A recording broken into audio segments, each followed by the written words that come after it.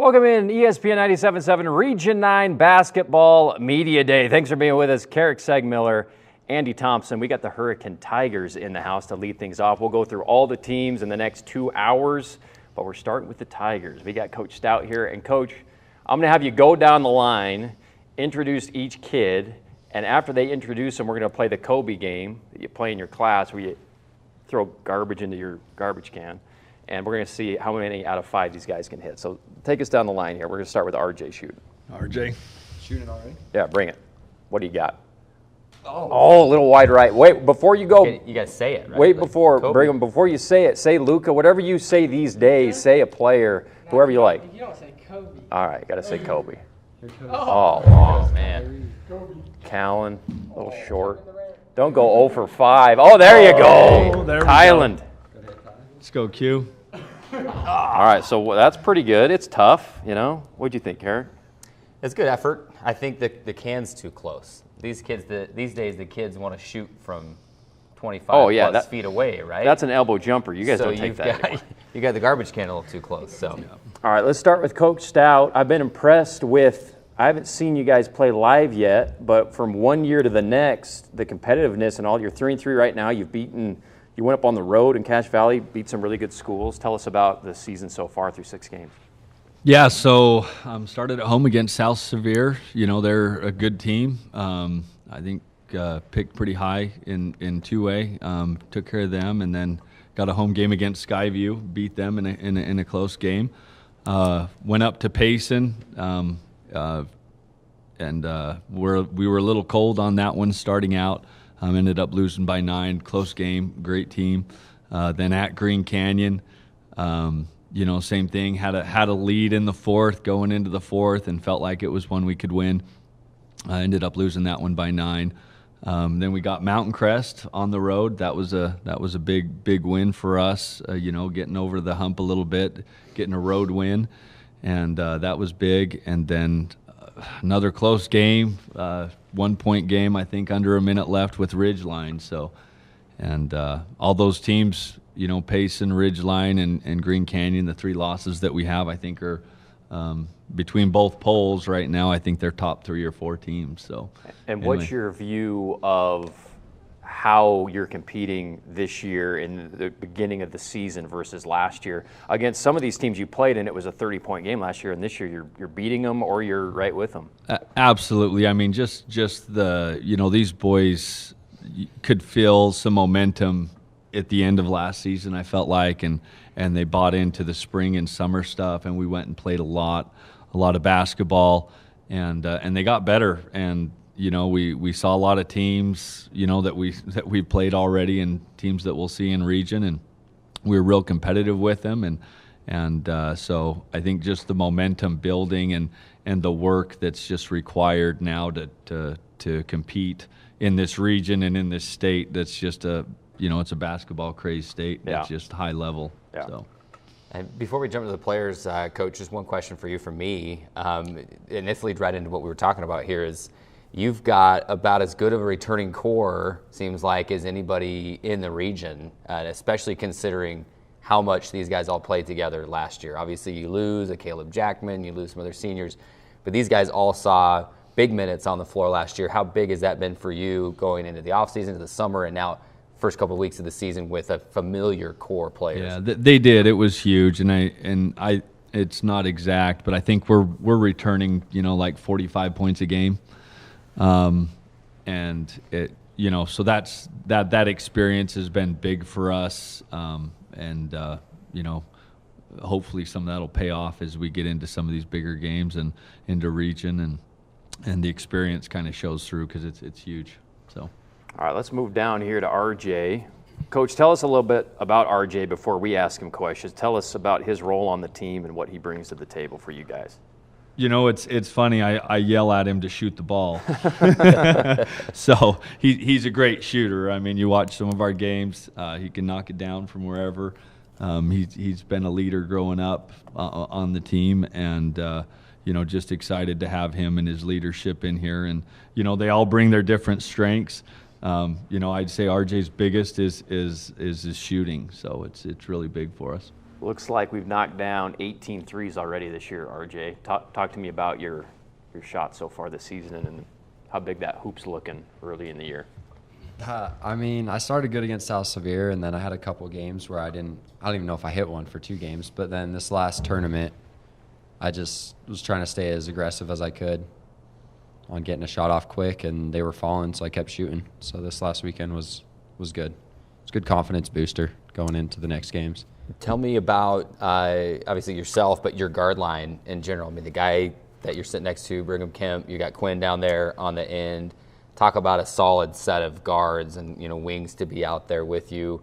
Obviously, they can all shoot it as well. How nice is it to have maybe a few other shooters out there to pull a little pressure off of you and guys can't just key in right on you? Yeah, it's been great. Quinn and Brigham both do a great job at creating for everyone, not just me, but like we space out the floor and then they're able to attack, get to the hoop. It opens up a lot for us. All right, let's go down to Brigham.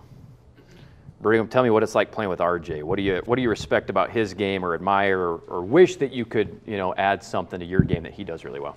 I mean, obviously his shooting is nice when I'm attacking the paint and can always rely on him hitting that shot when I kick it out, and then defenses have to stay out on him, and then I get easier lane drives. And mostly his leadership when you're struggling, he's always the confident guy and always tell you just keep being aggressive, and he's never down, and I think that's why he's such a good shooter and so consistent.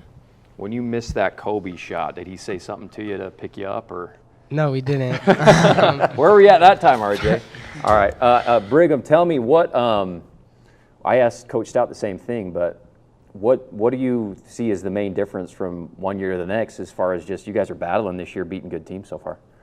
I think it's just that we have more confidence that we can beat them, and like we know that we compete with anyone in 4A, and we know that every game is going to be a battle, and we know that we can compete with anyone. Just last year we didn't really have that confidence. All right, awesome. Let's go down to Callan, who's grabbing about 6 rebounds a game this year. What's up, Callan? So, Who's your favorite player to block in practice when you're playing these guys? it's got to be Ty. The big man battle down low. We mentioned Caleb Jackman when I was talking to Coach a few minutes ago.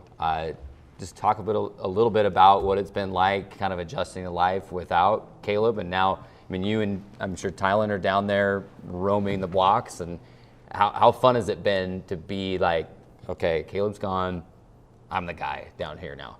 It's been super fun. Like, me and Ty were great rebounders on offense and defensively. So, yeah. Obviously, the game's changed a little bit. I mean, so many threes are shot nowadays, right? In fact, by my count, you guys lead the region so far in three-point makes at 54, based on what I'm seeing on Max Preps. But what does that mean for you as a big? Obviously, be ready to rebound and then just ready for your chance whenever maybe you go outside and then they can kick it back into you and get some looks inside as well? Yeah. So, yeah, if the rebound goes long, then we get it. And once the bigs start sagging off of us, we pop out and we'll shoot a couple. You ate against Mountain Crest, I think. 14 points, 8 rebounds. What was working so well for you down low in that one? Just that they were so focused on our guards shooting the ball that they kind of lost the big, so it helped us. And Nice. Our guards driving, bringing the big toward them and dishing it to us. Awesome. Let's go to Ty. Is that the same way for you, where when things are working on the guard line, that helps you guys with easy buckets down low, and these guys are feeding you, and kind of how that works? Tell me about how that's been going so far. Yeah, it's nice when it's not just one guy. I feel like we're good at sharing the ball with our Yeah. team. Like, no, it's not just one guy. We if Brigham's going off, then he'll start dishing it, and then everyone else just gets that energy. And Do games go by, as an announcer, high school basketball games that end in like 12 minutes in like real time? Do games go by fast Yeah. for you? it's pretty weird. Like, sometimes I don't realize we're like in the fourth quarter. Or, like, even though we won the game, like, I don't know. Yeah, they go by quick. How much do you guys talk about playing physically and just with an aggressive mentality. I worked a ton of your games last year out at the Tigers Den, and it just seemed like you guys brought a physicality night in and night out that maybe we didn't see everywhere else in the region. Do you guys talk about that a lot? Is it a focus on your offense when you're rebounding, when you're trying to get the job done? Yeah, our coaches trying to encourage us to be as physical as we can, and I like a physical game, so plays to our advantage. Let's go to Quinn. What's up, Quinn? Okay, we've got a viewer question, I think, we're going to queue up here on the board for the Hurricane Tigers, who are having a great season. In fact, they open up their region season against Dixie on the 18th, and we're hoping to have that game on ESPN 97.7. Let's see if we've got a question here. Okay, this is for you, Quinn. After a big win, what do you guys order at Taco Bell? You guys are lucky enough to have a Taco Bell right on campus. What's your order, buddy? I don't really know. I don't really go to Taco Bell that much, but you don't put that crap into your body. You're getting ready for the next game, right? yeah. So All right. we'll probably go to Dairy Queen after a basketball game. But Much better. That's much better for you. Okay, you got Richfield coming up. What can you tell me about Richfield? They're always a good program. I was talking to Coach before we went on about that challenge for you guys. Tell me about your next game in a couple of days. it's going to be a tough game. They have some big players on their team, and I think we just got to shut them down, and it won't be as hard of a game. So Quinn, junior this year, right? So you and Brigham were out there as the sophomores that saw a ton of time just handling the ball, passing the ball. How fun has it been this year to jump in and maybe be featured a little bit more in the offense with being older and having more opportunity to go out and score and not just distribute to guys? yeah, it's a lot better than last year. Like last year, I was mostly just getting the ball to the scorers on the team, but this year it's a lot easier to find shots that are open and still hit my teammates. So Awesome. Well, thank you guys so much, Coach. We can't wait to get out there. I'm hoping it's for that Dixie game because that's going to be a fun game. That's a team you guys played a few times in the summer and had some fun games against those guys, right? Yeah, I mean, 3 of our games were decided by a point and or a basket, but it's like any region game this year. It just feels like anybody can beat anybody, and it's going to be fun. I just keep telling the boys, regardless win or lose, it's how you're playing at the end of the season, and so just grinding it out, and you move on whether it's a win or a loss, and just engage in the process and get better. Awesome. So. Well, congrats on a great start to the season, guys. Thanks for coming in, and we'll see you at the Tigers Den. Okay. All right, quick break. Back with more right after this on Region 9 Media Day. Where did the time go? I don't know how I got here. You've done the hard part. You quit smoking. Now do the easy part and get scanned for lung cancer. If you smoked, you may still be at risk, but early detection could save your life. Talk to your doctor and learn more at savedbythescan.org. In the southwest corner of Utah, nestled among the towering walls of Zion National Park, is a place where stunning scenery is your constant companion. Here, 2,400 square miles combine for a vast playground. We are a place to immerse yourself, to lose yourself, to find yourself. We are Greater Zion. What are you doing in there? What's that? I wouldn't do that. What are you doing? What are you looking for?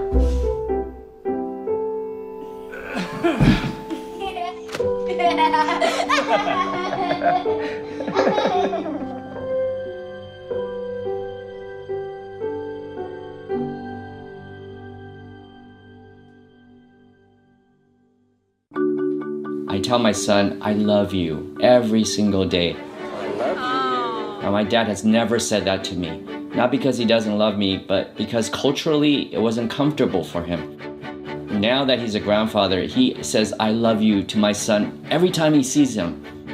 My advice to all the fathers out there, forget the cultural restrictions. They grow up way too fast for you to waste even a single precious moment. In 4 days, was an old woman who lived in a shoe. She had so many children. She didn't know what to do.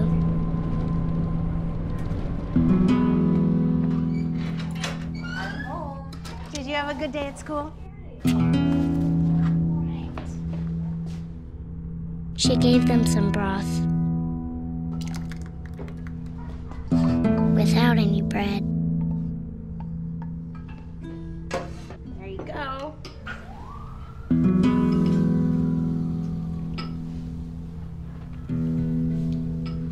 And kissed them all soundly. Night night. Good night. And put them to bed. Hunger is a story we can end. End it at feedingamerica.org.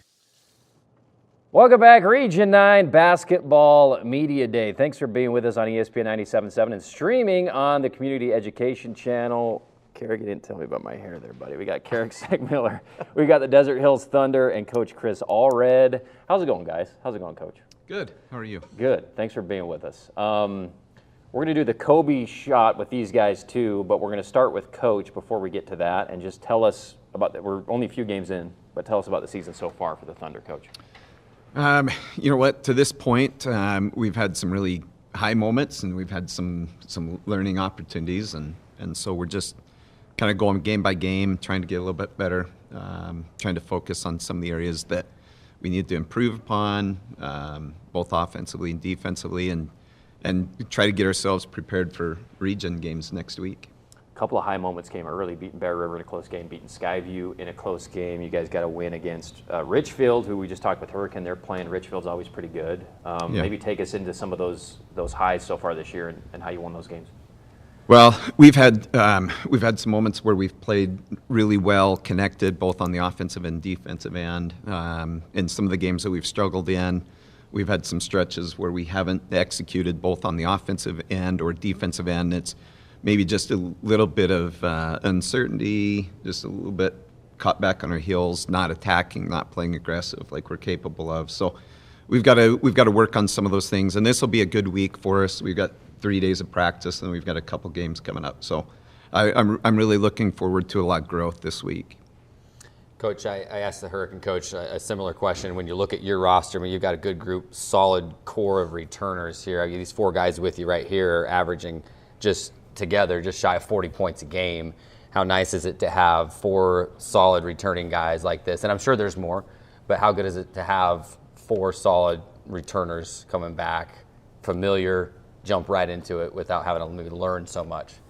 Yeah, it's great, and you know, these 4, along with some of our other seniors and underclassmen even, you know, they're great leaders. They work hard. They are wanting to have team success. They're not in for individual success. They're just all about the team, and so it's you know, it's promising for us as a program and as coaches to have, you know, great leadership. All right, let's go down the line here, Jack. Let's see what you do with your Kobe thing here, buddy, and then Coach is going to tell us about you. All right. Let's see what he's got here. Kobe. Oh, just off the front iron. Tell us about Jack, Coach. What does he bring to your team? Jack, he's the strongest guy on our team by far. You know, he's you know, he's very strong, very athletic for his size. He's got good footwork. You know, we're still working in some areas to get better, but you know, he's really starting to develop for us in terms of an interior presence and be able to score for us in the paint, and also be able to just create some gravity to be able to get us some kickouts and some scoring opportunities from the perimeter. And then he, you know, with his strength and his athleticism, he does a good job defensively, both on the perimeter and around the basket. Question for you, Jack. Region 9 has just had a tradition of solid, just amazing bigs, and obviously they graduated a ton of them this last year. But talk about coming into this new season, and Des News has you listed at 6'5". Talk about how excited you are to get down there on the blocks and just go to work against some of these tough other Region 9 bigs. Well, I'm excited to know that I'm not extremely undersized this year. so I can really be competitive with other guys, similar in height with me. But like you said, there's still tons of skill this year. And but I feel like I can definitely, compete, and I'm excited.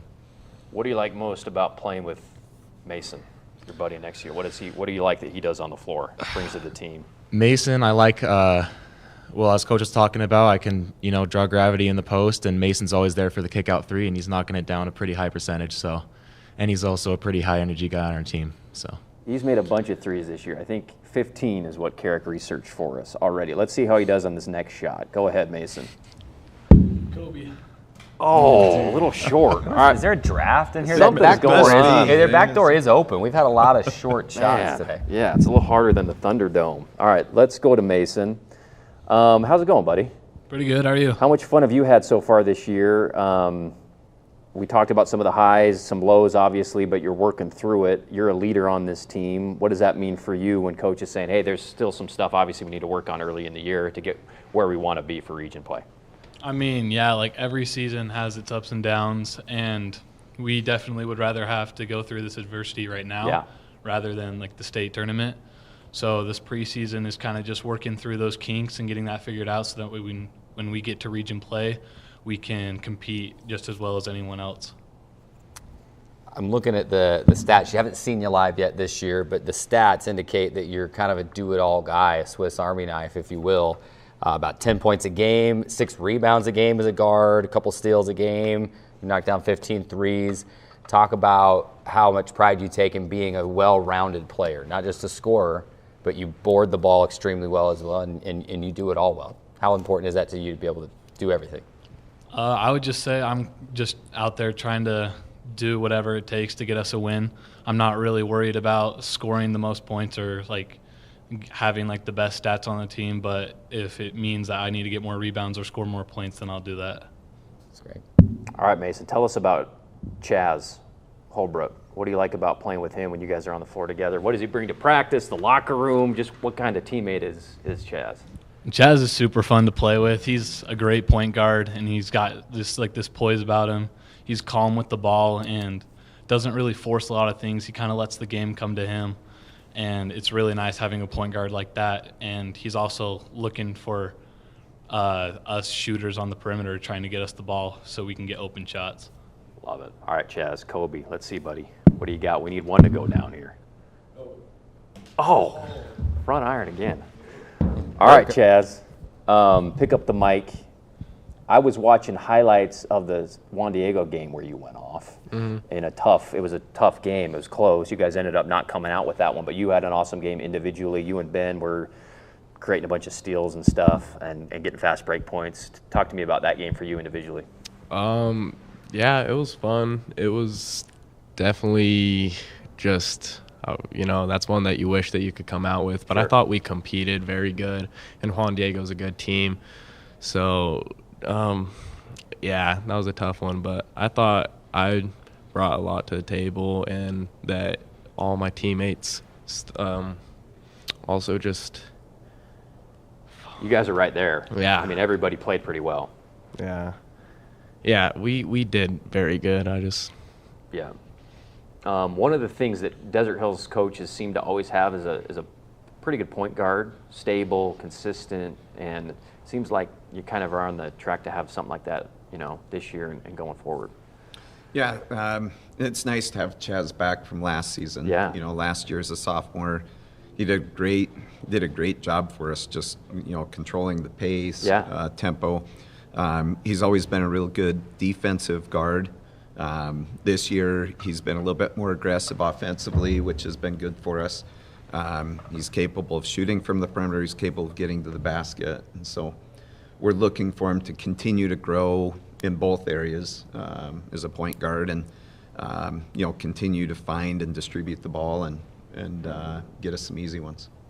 All right, Chaz, tell us about Ben Chase down there in the corner. What do you like playing with Ben? Ben's my guy. I love Ben. He's just super calm and just is very well poised, like Mason was saying. Just like, I don't know, great guy, and he just really brings the team together.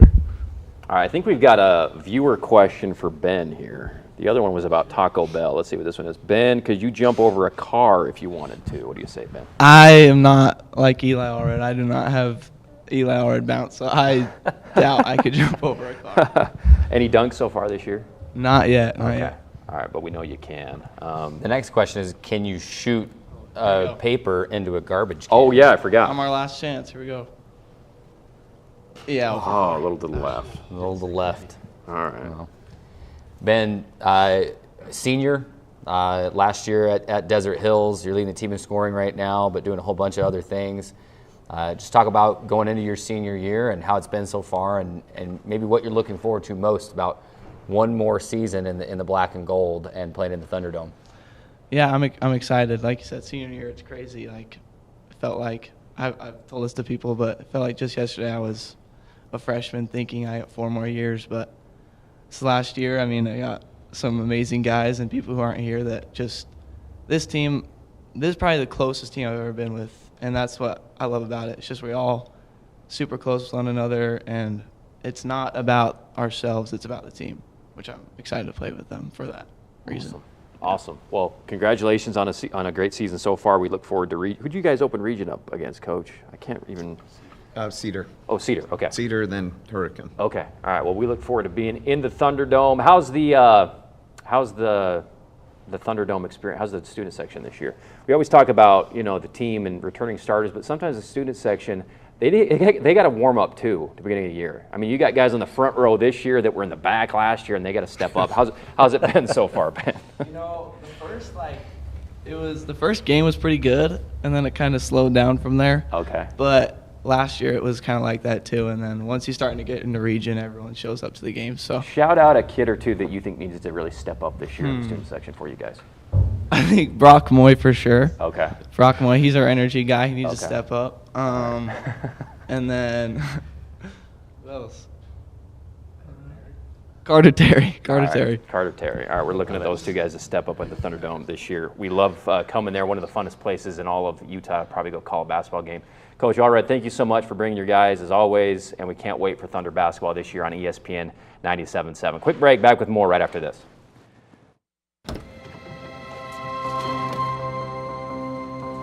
El impacto de una comida va mucho más allá de alimentar nuestro cuerpo. Porque cuando las personas se alimentan, sus futuros se nutren. Todos merecen una vida plenamente llena. Y con tu ayuda, podemos acabar con el hambre. Únete al movimiento en feedingamerica.org/haz tu parte. Multiple studies have shown that marijuana can slow both driver reaction and response time, which can be really dangerous. He's here. He's here. Wait. What? I can't drive. Why? I'm high. Oh.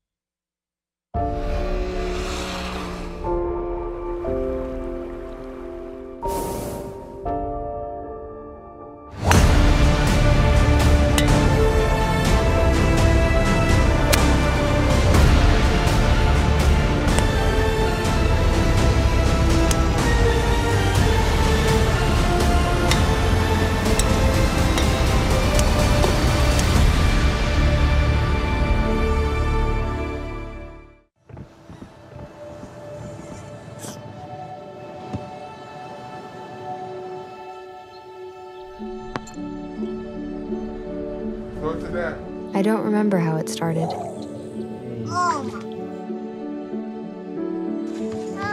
Our back and forth. Victory. fumble. Repeat. It always came back. Dad! Okay, here we go, throw it! Yeah. You probably don't remember what you told me, That was perfect. but I heard every word. Nice.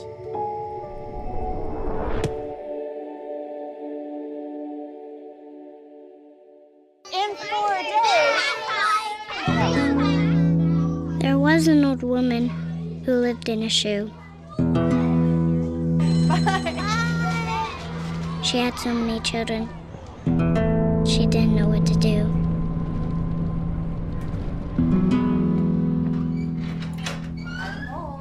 Did you have a good day at school?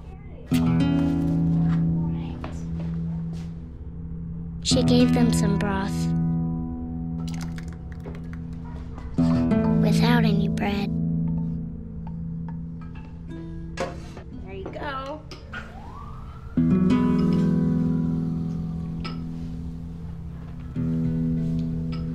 And kissed them all soundly Night night. Good night. and put them to bed. Hunger is a story we can end. End it at feedingamerica.org. Welcome back, Region 9 Basketball Media Day. Carrick Segmiller, Andy Thompson, and the Snow Canyon Warriors. What's up, guys? How's it going, Coach? How you doing? We're great, It's been man. a bit, man. It's basketball season. We're excited. You know, I was thinking about you today trying to come up with a smart question.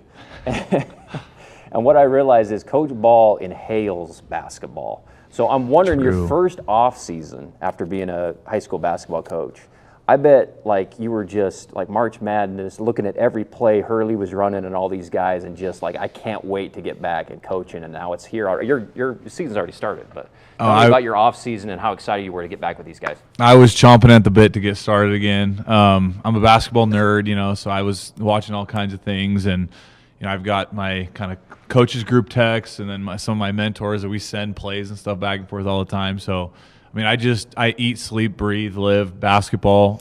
Unfortunately for my family, that's kind of how it is. But yeah, I mean, I was super excited to get into the season, and now that we're here, it's fun to be getting back to work every single day. You know, because during the summer and spring, fall, you kind of get them a couple times a week. You know, it kind of depends on the week, but it's great to be back and playing hoops every single day. Well, coming from coaching AAU and club, what's the difference as far as I got a bunch of stuff I want to implement, a lot more time with high school versus club, or what's that time frame breakdown when you want to add a bunch of stuff, for example? It's so much easier coaching a high school program than a club program, let me tell you. One club, you only get them a couple times a week, like the whole time. I mean, you only have time to practice a couple times. Also, you know, it's kind of like you don't really know who your squad's going to be every year because you're kind of trying to bring guys in. But, you know, what's really nice is you kind of get a lot of time during that summer and fall. We played in a fall league, and, you know, we had some different tournaments, and we had open gyms and stuff, so guys can start getting a feel of what we're doing. Unfortunately, this year we get like 2 weeks cut off of our season, and so these first couple weeks have just been crazy trying to put stuff in. But what is nice about the high school scene is you do get to have them for a little bit longer. You kind of know who your guys coming up are going to be, and you're only managing, you know, 3 or 4 teams versus when I was doing it in club, you're 11 or 12 teams. It's crazy. So. Yeah.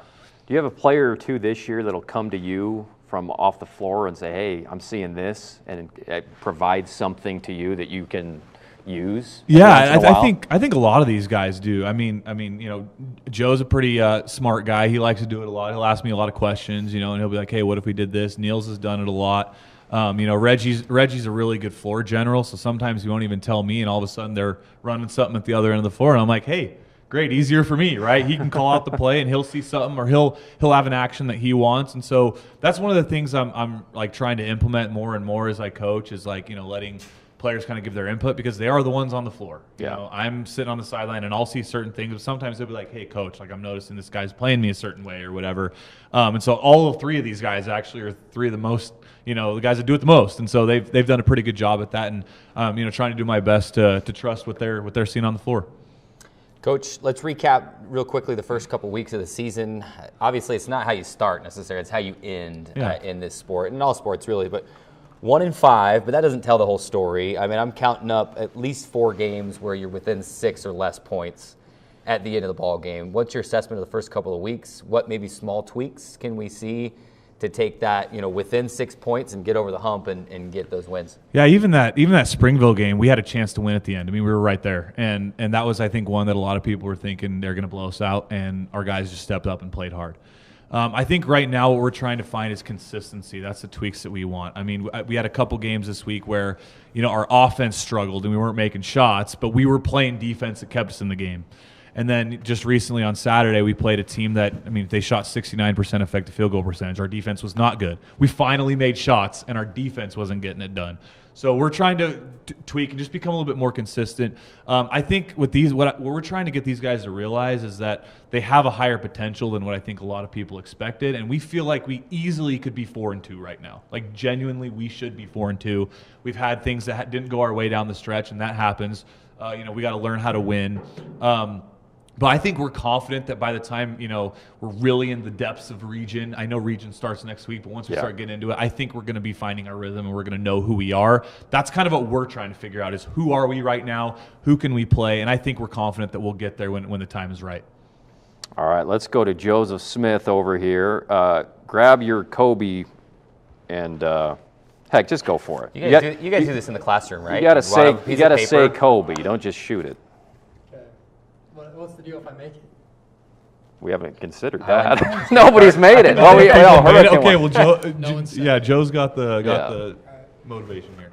Oh my God! Come on, man! No, that's easy. No incentive. I saw a little sidearm quarterback sling right there. He was envisioning Salem Hills last second on the shot. Yeah, that's what it was. Buzzer beater right there. Yeah, Joe Mack. Man, that was about as smooth as we've seen all day. Without hesitation. All right, Coach, tell us about Joe Mack, and then we'll have Joe Mack tell us about Joe Mack. Yeah, Joe Mack is he's a leader oftentimes without even trying to make it known that he's the leader. Like he's a guy that wants to keep everyone doing what they're supposed to be doing. He on the floor, he is one of our hardest workers all the time. I mean, every time we put him in, it's okay. We're never worried that Joe's going to box somebody out. We're never worried that he's going to play hard on defense.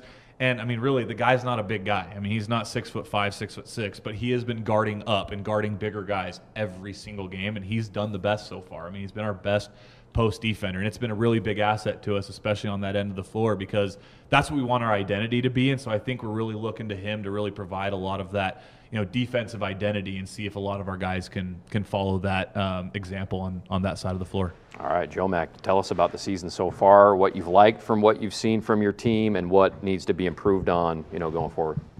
I think that our team is definitely a dark horse in our region. Like Coach said, we could easily be 4-2. Yeah. And those losses all came down to little things like he was talking about.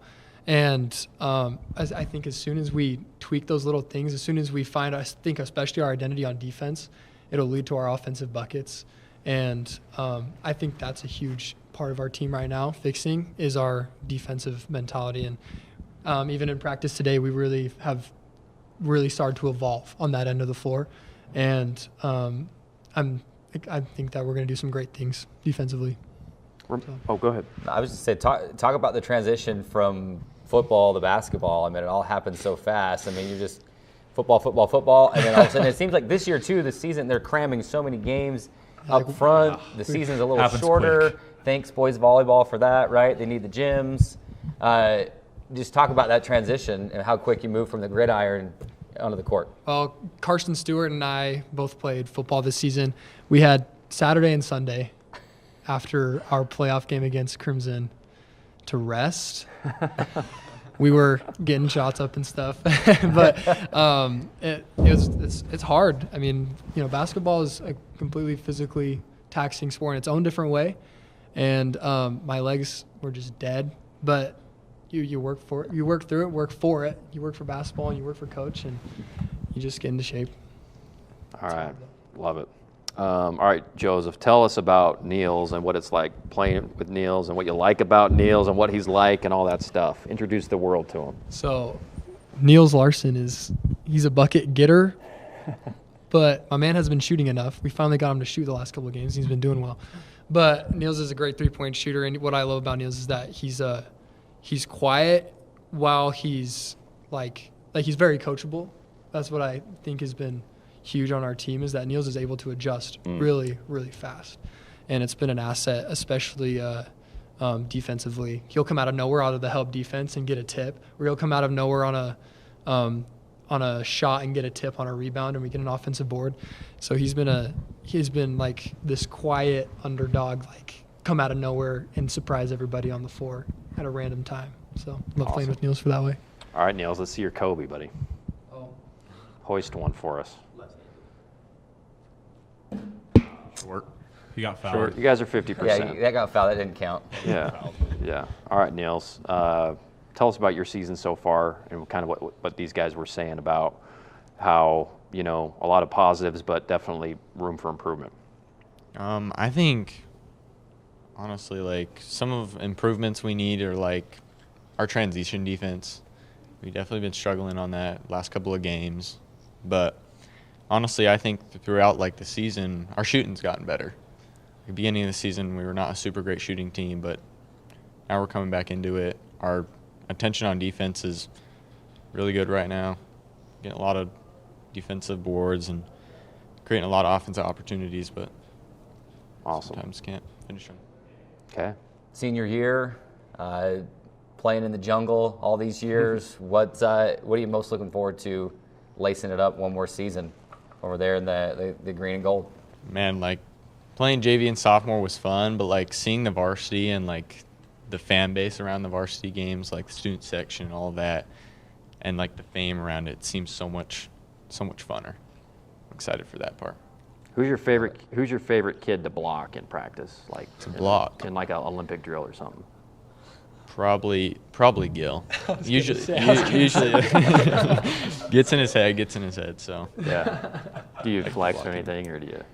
No, just stare him down. You just let your play do your talking. All right. Tell us about Reggie, man. What you like about his game and what he brings to the team. Reggie, man, he's our leader.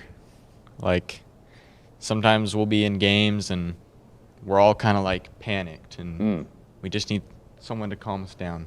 That's Reggie.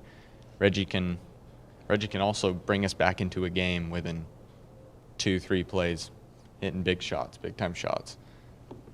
Yeah, absolutely. I remember last year, Coach, in some of the keyest moments, and if I remember right, down the stretch of the regular season, even into the playoffs for sure, it was like Reggie went off in some of the biggest moments when you needed somebody to step up, right? Yeah, in our last Hurricane game, it was a really difficult one. He hit 2 big threes. I mean, basically saved us with those threes.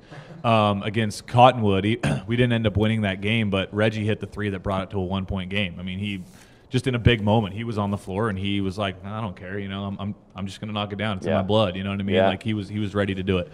And he's stepped up this year in the sense that you can tell that he had the varsity experience from last year. Yeah. He came in with the experience and he has really shown that experience was beneficial to him and no moment's too big for him. Yeah. All right, Reggie, let's see your Kobe, buddy. What about this moment? Yeah. Is this moment too big? Now the pressure's on. The lights are bright. I just talked him up and now he's just gonna brick. Let's just see it. Typical announcers jinx. Yeah. All right, Reggie, no shame. You better come up with something for these guys that make it, because what are we like 2 for like 20 now? Yeah, it's incredibly difficult. All right, Reggie, man. Let's see. Where are his stats, Carrick? You are 20 points a game, 6 rebounds a game, 4 assists per game, and 13 threes already this year. Man, it must be fun this year being Reggie Mackey, right? I mean, I've got some shots up this year. Yeah. I always like to look at like how many shots I shoot a game. And, it's been a lot of shots a game, I'm going to be honest. Yeah. But I think going into the season, like they talked about varsity experience, like it definitely has helped. Yeah. Because, you're more calm in those situations. You know how you want to shoot the ball. But now going forward, after our first preseason games, I think that getting these guys more involved in the offense, that'll help our record a little bit more, probably. Well, and that shows already. I mean, we talk about, obviously, the big number there is like the 20 points a game, right? But there's other, like, 15 stat categories that Andy just read. 6 rebounds a game, 4 assists a game. How much is that a focus on part of your game as well, not just scoring it? I mean, obviously, you're boarding the ball well. You're getting players involved. How much do you focus on that as well? Right. I mean, I like to think of rebounds those are just as important as points. If we're not there to get those rebounds, maybe offensive rebounds, goes to the other team, they get another second chance point. You know, they're up by 5 instead of 3, stuff like that. So I think like those rebounds, assists, even steals, those are just important as, you know, the point perspective of it. All right, we got a viewer question. I think this is for Joe Mack. Joseph, could you sing every word to Welcome to the Jungle without missing? You don't have to do it. It's just a yes or no question. Oh, come on. Don't let him off the hook like that. Yes. No. Yes, I can. No, I won't. I mean, yeah, you definitely could if you wanted to, but we're not going to make you do that. Yeah. All right, Snow Canyon coach, we can't wait to get to the jungle. We can't wait. We haven't been there yet. We will. Stand, O Mighty Warriors. Yeah, man. You'll be very welcome to the jungle. We got an alum right here. Yeah, we can't wait to be there.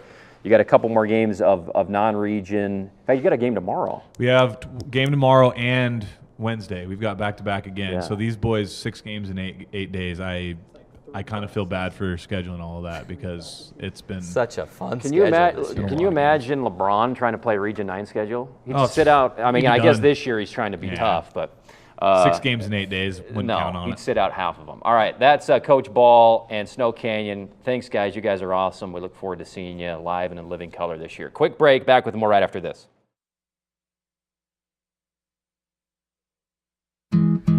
Where did the time go?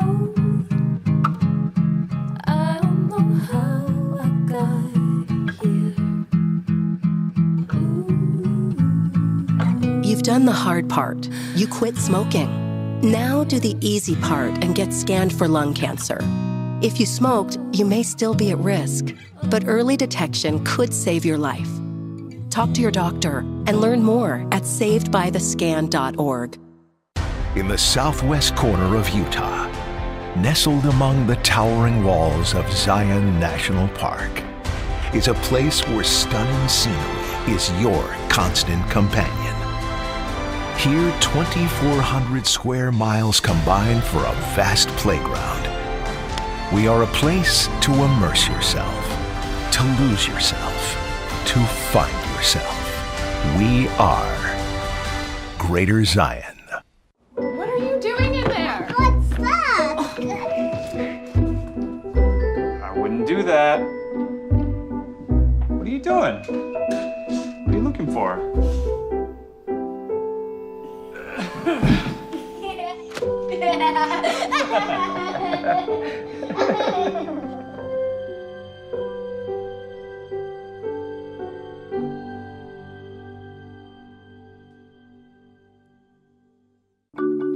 I tell my son, I love you every single day. Now, my dad has never said that to me. Not because he doesn't love me, but because culturally it wasn't comfortable for him.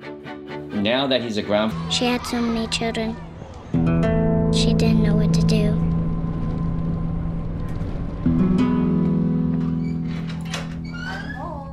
Did you have a good day at school? She gave them some broth. Without any bread. There you go.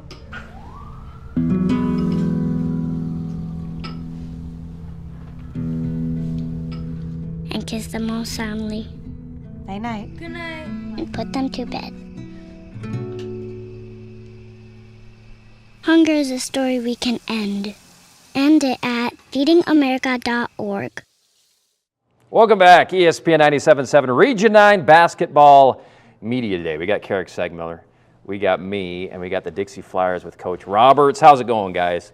And let me just say, before we went to camera, Coach Roberts just picked up the trash and just flung it right into the thing with no problem.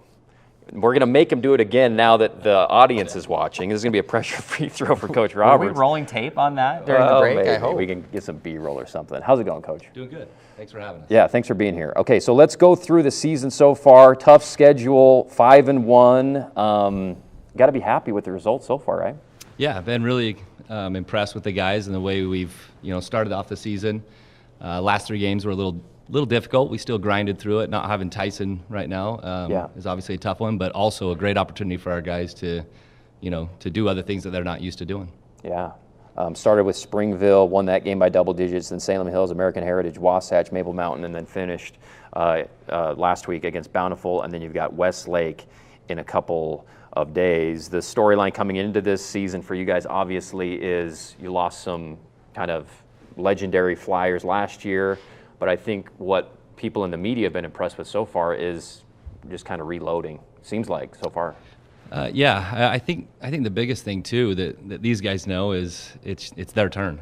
Yeah. And last year they had the great opportunity. Of course, Tyson played a lot of minutes with us with that group, but these other guys, our whole team, they played against them every single day. Yeah. And I think that's a huge part of what we talk about, kind of reloading. Is they had that opportunity. They played against them every day and learned a lot of things. And I know Kyle's done some stuff and helped our bigs and they're playing phenomenal right now, both of our bigs, with JJ, Tyler, and Colin even. So just having that experience playing with them has definitely helped them to where we're at right now. Tell me a little bit about the schedule, and I'm disappointed in myself that I haven't asked the other coaches this yet, because it's a little wonky this year. I mean, you're playing tons of games up front. Yeah. You got games on Saturday. You got games on whatever day of the week. You might have a region game. What was some of the reasoning behind that? I know that there was some scheduling stuff, and then how have you kind of adjusted to make all these games work in such a short period of time? Yeah, that's a good question. We had the schedule done. The AD that was over, basketball had the schedule done, and there was 2 games that actually falled, after playoffs started. So every team just had to hurry and try to find a spot to put 2 region games into your schedule, and so that made it a little bit difficult. But I mean, scheduling each year is, our goal right now is, and kind of how it's always been, is we'd love to play upper class teams, 5A, 6As, and we've tried to do that, and we continue to do that. And we'll go to Sky Ridge this weekend and play some 6A teams, which will be nice. And this last weekend was some 5As, and the weekend before that. So, how is the pace of the team this year in the first 5 or 6 games compared to what you guys were doing last year? Just the tempo and the outlet passes and stuff like that. Yeah, I think it's something that we still push it. I think we can get better at it, obviously. But I still think it's one of those things that we're still trying to, push it in transition and see what we can get. But also, I think this team actually executes very well in the half-court set. So I think that's one of the advantages that this team has, is that we can get into a half-court set and we can grind for 25, 30 seconds and still get a good shot. All right, Coach, I'm going to have you tell me about Tyson. We know he's out right now, but just what he brings to the team this year. And then, Tyson, we'll have you do your Kobe shot when he's done talking about you. Obviously, like I talked about just a minute ago, Tyson was a big part of that team last year. He traveled, obviously, with the AAU stuff with us and has been a part of that for a long time. But he brings a lot to the team. And obviously not having him these last 3 games has been difficult, but also a good challenge for our other guys. But, you're talking about a guy that leads us in scoring. He's one of our leaders in rebounding, one of our leaders in assists, and then obviously defensively he's probably one of our best defenders. So he's just that utility guy that can do everything for us, and can't wait till he gets back and is healthy. All right, Tyson, let's see your Kobe. You got to say it and throw it. Let's see what you got. Yeah. Oh, a little long. Not bad. Now, this is our 4th team? This is our 4th team. And we've had 2 makes? 2 makes. 2 makes. So well, no, you can count Coach as 3. Oh, yeah. Yeah. Well, we're going to come back to Coach. All right, Tyson, welcome back to Media Day, my friend. What's it been like so far? The first 3 games you were like Coach said. What I find about Dixie is your stats are organic, You know what I mean by that? They just kind of happen. Nothing's ever really forced, I don't feel like. Do you feel that same way? Yeah, I feel like that's like a weird way to put it. I've never heard that. Yeah, it's just like within the system. Nobody's ever trying to do too much. It's just your stats. You look at the end of the game, it's like, oh, I had a double-double or whatever. Yeah, I think for sure. I think, honestly, coming into this year, there's a lot of that because our 2 big guys, no one's really seen them. And so coming into it, JJ, he's been playing really good. Tyler's been playing good, So I feel like coming into it, no one really saw that coming, and seeing our big guys come out and play like that, even our guards too. So. Yeah.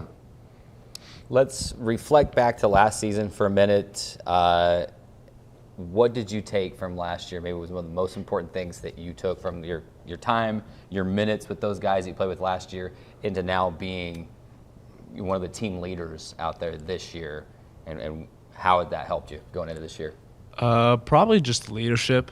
And I feel like even last year, I mean, I didn't put up much points, but I feel like I still helped the team out a lot. And so I think being able to take that role on and, you know, win games and do what I can do to help. And so I think changing into this year, I can kind of look at it as more of like kind of where like Kyle and Jordan were, where they were more like the leaders. Kyle's been playing varsity for 3 years, so has Jordan. So it's like kind of looking at what they would do with the team and leadership like that. Do you guys feel like, I mean, and everyone else in the region is probably looking at, okay, they lost Jordan Roberts, they lost Kyle Lemke. This is our year. This is our time. Does that put a little chip on your shoulder still to say, hey, you got to come through the hanger still to win Region 9? Yeah, for sure. I've already heard that from some people that it is their year to beat us, but honestly, it's not. But I mean, we'll see. We'll see. Love it. Awesome. Thanks, Tyson. Before you give up the mic, introduce Kimball to us. Tell us about Kimball, what you like about him, what he's like in the locker room as a teammate. Tell us about him. Kimball Carter. He's a stud. He didn't play varsity last year, and so coming in this year, we kind of didn't really know what it was going to be like. But coming into it, I feel like he was a lot more calm than I thought. So coming into it, as I think he's averaging what, 6 or 7 assists. Yeah. I mean, like you don't really see that much. Obviously, last year we had Jordan. Yeah. So coming back this year and still having someone averaging high assists is huge, and so I think with him and still being able to shoot, like he's so fast too. Like that's honest. In the summer, there'd be times where coach would just tell him like, go by him, like just run, because he's so fast. And so I think that could help him a lot, and that'll help our team a lot. Cool. So, yeah. Great answer. All right, Kimball, let's see your Kobe, buddy, then we'll ask you some questions. Let's see what he's got here. Oh, drains it. Wow. Bang. Great passer, great shooter. Kimball, way to go, buddy. Actually, I'm going to start with Coach. What's it like having a guy kind of as a guard who's, you know, different than the guy you've had the last few years who's been running the program for you? Yeah, I mean, Kimball does, like Tyson said, he brings a lot to our team. One thing that I think Tyson left out was just his tenacity on defense. He can guard basically anybody on defense, stay in front of anybody. And Tyson's right. There's times in a game where I'm like, just go by him. You know, I know you can get a paint touch. And so, you know, he's able to get past his defender and do some stuff defensively that you know is what we need out of him. And so obviously his assists this year are continuing to get better and better every single game, which I'm excited about because, you know, historically the last few years that's what we've done as a you know, we played team basketball, and we might still be one of the top teams in the state right now in assists, and I love seeing that, you know, guys sharing the ball and being happy for their teammates. Yeah, absolutely. All right, Kimball, tell us about your season so far and, you know, kind of, you know, like he said, following in that tradition of just unselfish basketball and helping out your teammates get buckets. Honestly, I mean, Jordan was really good last year, and so, like, my goal is to at least try to bring some assists and try to, you know, let the ball flow through my hands and kind of just be that guy that'll pass it to my teammates when they're open. Yeah, so. Absolutely. How fun is it to play in the hangar? It's really fun. We just got our court redone, so it looks all new and nice, and so It's really exciting. All right, now I'm going to have you tell me about your buddy next to you, Zed Weber. Just like Tyson introduced you, tell me about Zed. You know, Zed was over at Desert Hills freshman year. He came over during our sophomore year, and he's always been such a great teammate. He shoots the ball really well, and he's really fun to be with, and I think he's gonna help us a lot this year offensively. So. All right, Zed, let's see what you got here. Hey, there's nothing quite like the pressure of the bright lights right in your face. Zed, I think we could ask you almost the same questions we've asked everybody. I'm looking at these 3 guys that we have here today, and it's just a bunch of go-go gadget guys that can score, that can pass, they can shoot. I mean, they defend well. I'm going to follow up kind of what Coach said about how defensive-minded this team has been as well. I mean, you guys have only allowed more than like 53 or 54 points 2 times all year. I mean, how much you guys focusing on the defensive side of things? We talk about how much Dixie can score it, right? But how much time, energy you guys putting in defensively as well in practice and in the gym, the weight room? to slow down teams as well. For sure. We always focus on defense at the start of practice. Like, we always got to get a certain amount of stops, and then we'll go into like a zone or anything. We got to get a certain amount of stops before we can play offense, and it just motivates us to be able to play offense. So. All right, I think we've got a viewer question for these guys, Lauren. Who are some new starters in the bomb squad this year? Front row guys that need to step up at home games. Anybody got a good answer? Shout out a name of one of your buddies that you really need to get loud and kind of lead the bomb squad this year. I mean, Brett Cox, VC Judy. All right. Just all of them. Bomb squad, we love them. They're awesome every game. Yep. We love calling games when they're there. All right. Well, I guess they're always there. All right, Coach, thanks for coming in. Congrats on a great start to the season. We can't wait to get to the hangar. I think you guys start region play next week against Hurricane on the road, Tigers Den. Okay, we're hoping to be there. Thank you so much. Yeah, thanks for having us. Quick break, back with more right after this.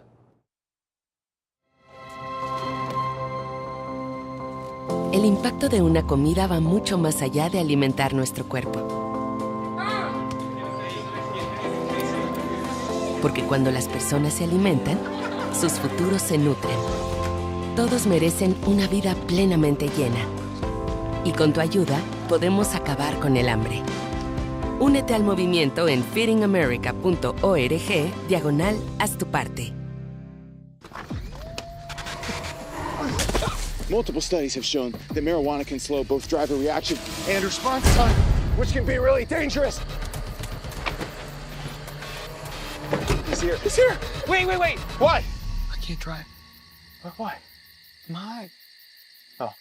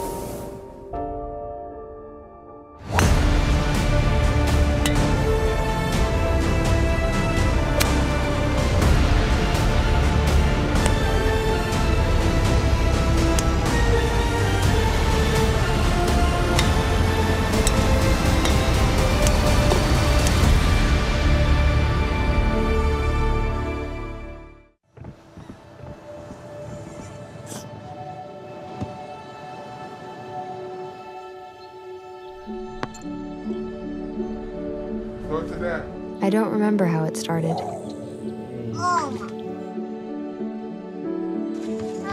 Our back and forth. Victory. Fumble. Repeat.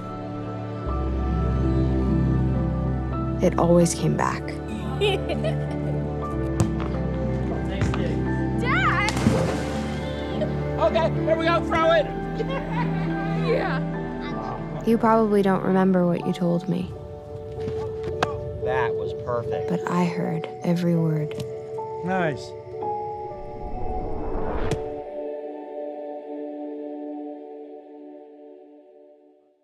Welcome back, ESPN 97.7 Region 9 Basketball Media Day. He's Carrick Segmiller. I'm Andy Thompson. We've got Coach Patrick Amico and the Pineview Panthers in the house. How's it going, guys? Doing good. Thanks for being here. Let's start with you, Coach. Just give us a kind of state of the Panthers. We usually do Media Day kind of before the games. You guys have played some games. Tell us about how they've gone so far for you. Yeah, everyone's played some games and sadly had to play games the way they pushed the schedule up with volleyball needing the gym at the end of the year. And it is what it is. You just have to deal with it. So we've really tested ourselves in this non-region schedule. Green Canyon, they're number one now. We kind of thought they would be there pretty quickly. They're really good. They have a move-in who 6'6" kid that just shoots lights out. His dad is the assistant coach for the women's team at Utah State. So they got to move in, and then from there it just seemed like games have been rolling 3 games a week since. But we're after it with the coach walk last weekend, and started off great. Had a rough one on Saturday, but the good news is we start region play on Wednesday, so we're ready to go. Yeah, can't wait. Wins against Manti and Wasatch and Bear River. And let's go back to a moment in one of your awesome overtime games, Canyon View, when Adam Moore just, boom, just walk us through that play, Coach. He hit that three to send you into overtime. Yeah, I think he came off a staggered screen on the backside, got his feet set, but if Adam or Caleb, Johnny has their feet set, I'm not worried about it. I mean, sadly, our percentage has gone down over the last little bit. I just think playing 3 games in 3 days back-to-back weekends, that's going to happen, especially during the coach walk where these guys are working and ticket taking and making sure coolers are full. I mean, they're working instead of going home and resting. But yeah, we're not worried necessarily with their percentages. We're just worried about them getting their shots up. And yeah, Adam's a big shot maker. It's what he does, and he's able to hit it and send it to overtime. That was awesome. Okay, love it. Coach, year 2 as the bench boss over at Pineview. What did you take from year 1 that's helping you in year 2, and kind of expectations for this year? Yeah, no, learned a lot from last year, and really had a senior-laden group. Last year was 7 seniors and 2,000-point scorers, so we knew it would be different. We're doing it collectively, where we've had a different leading scorer. I mean, these 4 have all led us in scoring. So it's more of a group, more as a team, more of a unit. But no, just trying to learn from each and every day, right? Yesterday or Saturday's film, we're trying to learn from that and get ready for Wednesday, and just really enjoying being around this group. All right, Coach, we're going to have you introduce us to Adam. Just tell us about what he brings to the team and his leadership and shot-making ability. And then, Adam, you're going to be the first one for the Kobe shot, buddy, so prep yourself mentally. All right.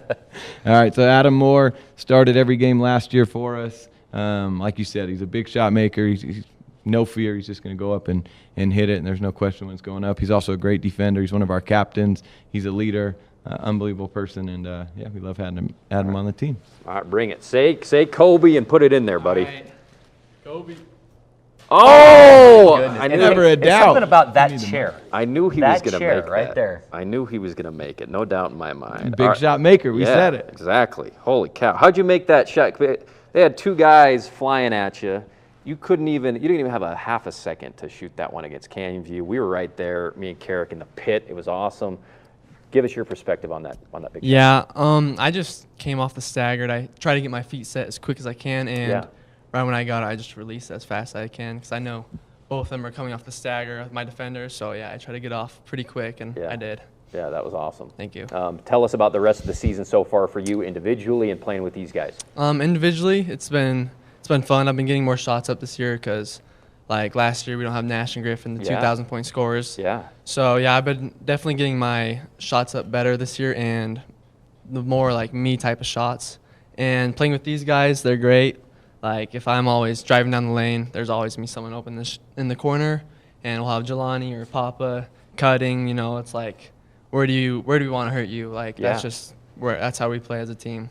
And how's the tempo so far this year, Coach? I know it's your goal always go, shoot early in the shot clock. How's that going so far? Yeah, we've slowed it down a little bit this year, obviously personnel year to year. Yeah. But we're actually shooting more threes than this year. We're not making more yet, but we'll get there. We'll get there. Not worried about that. Again, I'm not worried percentage-wise at all. It's are we getting that attempt number? And we're hoping to get around 20 up a game. And we've hit that most nights. Some nights we've gone way over that, and it hasn't worked out well. But, again, I have all the confidence in the world in these guys shooting the ball.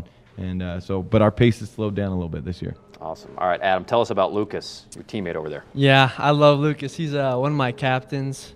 He's a great person, and he's a great defender. He'll talk really well. I think that's my favorite thing about him. So I always know where he's at in the court, like what he's doing. And, you know, if the big comes off and helps, I can just throw it up.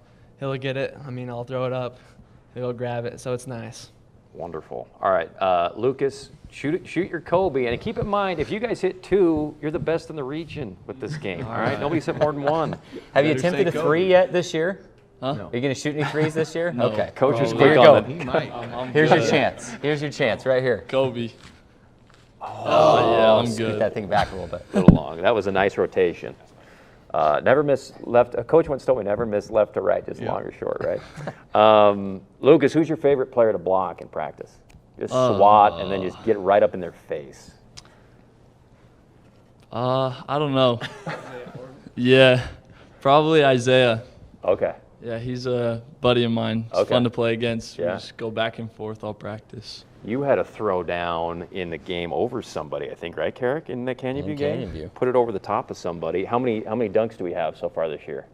That's 2. Okay. 2 this year. Awesome. Tell me about your off season and kind of your focus going into this year in Coach Amico's second year, what you wanted to improve on and to contribute to the team. Kind of my role is just be loud, be in the paint, kind of talk to everyone, tell them where their man's at. Offensive boards, kind of just be there and get everyone that I can. So playing Region 9 last couple of years, I mean, the post play has been phenomenal. I mean, every team has had somebody. This year maybe it's a little different. We just didn't know who we were getting coming into the year, right? But you've always been known. We're going to ask you about dunks. We're going to ask you about blocks. We're going to ask you about your defense. But as I look at your last couple of games, 10 points, 5 points, 14 points, I mean, you're a guy, if you can get to that 10-point mark and pull down, 10 boards a game too, it's really going to help your team. How much are you focusing on the offensive end, O boards, back up and in? I'm not really focused on scoring. I mean, if I need to, then I can. But mostly boards and defensively is what I'm looking towards. And Lucas has really stepped up this last weekend. Last week we had a really rough week of practice and trying to be more physical and get after it. And Lucas and Jelani really started us with that. And you see that in his production with his points. And then I want to say he had 10 rebounds Thursday, was 9 or 10 again on Saturday. So he's getting after it. And when you do the little things, the points, that type of stuff all takes care of itself. All right, Lucas, tell us about Caleb. All righty. Just kick out. When I'm in the paint and I can't go up and score, I know that I have one of these guards, but mainly Schmitty in the corner to hit a shot for me. Yeah. He's energetic and loud, so love that. He's always there. Yeah. Go ahead, Caleb. Let's see your Kobe shot, buddy. Kobe. Oh. Pressure's going to be on Jelani now to hit that. Hit If you that guys want to second. take the lead, you got to hit that. You better get going. What I like about Caleb is it seems like he should be wearing a face mask sometime out there, like a football. Like he is just a bulldog. Oh, he's been elbowed in the face like 3 times this year. Oh, is that? Oh, in that way too. Yeah. Yeah. In one game. He's just a scrapper. I remember games last year defensively, he was just generating so many turnovers, stuff like that. Caleb, tell me about your year so far and probably being asked to score like all of you guys are with those 2 guys missing, right? Yeah, well, this year's been kind of up and down for me, but there's obviously big shoes to fill with Nash and Griffley being their big-time scorers, but we got everybody can score with us. I think everybody can get shots up, and I don't think there's weight on anybody. Yeah. You probably got to be on the balls of your feet more in the half court, just like, hey, any one of us could get it this time, and we got to be ready to cast, right? That's probably pretty fun. Carrick? We'd probably ask either of you last two this question, and I'd love to hear Jelani's thoughts on it too. But you played extended minutes as sophomores, both of you. But Caleb, what did you take from those minutes you got to play in the varsity level as a sophomore that's helped you this year when you come out? And I mean, you're one of the team leaders this year. So how much do you look back last year and say, man, that really helped?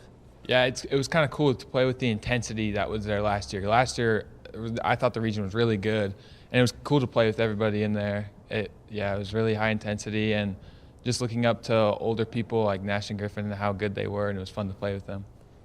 All right, buddy. Tell us about Jelani. Well, Jelani, very athletic, jump out of the gym. He's always cutting, looking to move and talking and letting know everybody where they should be.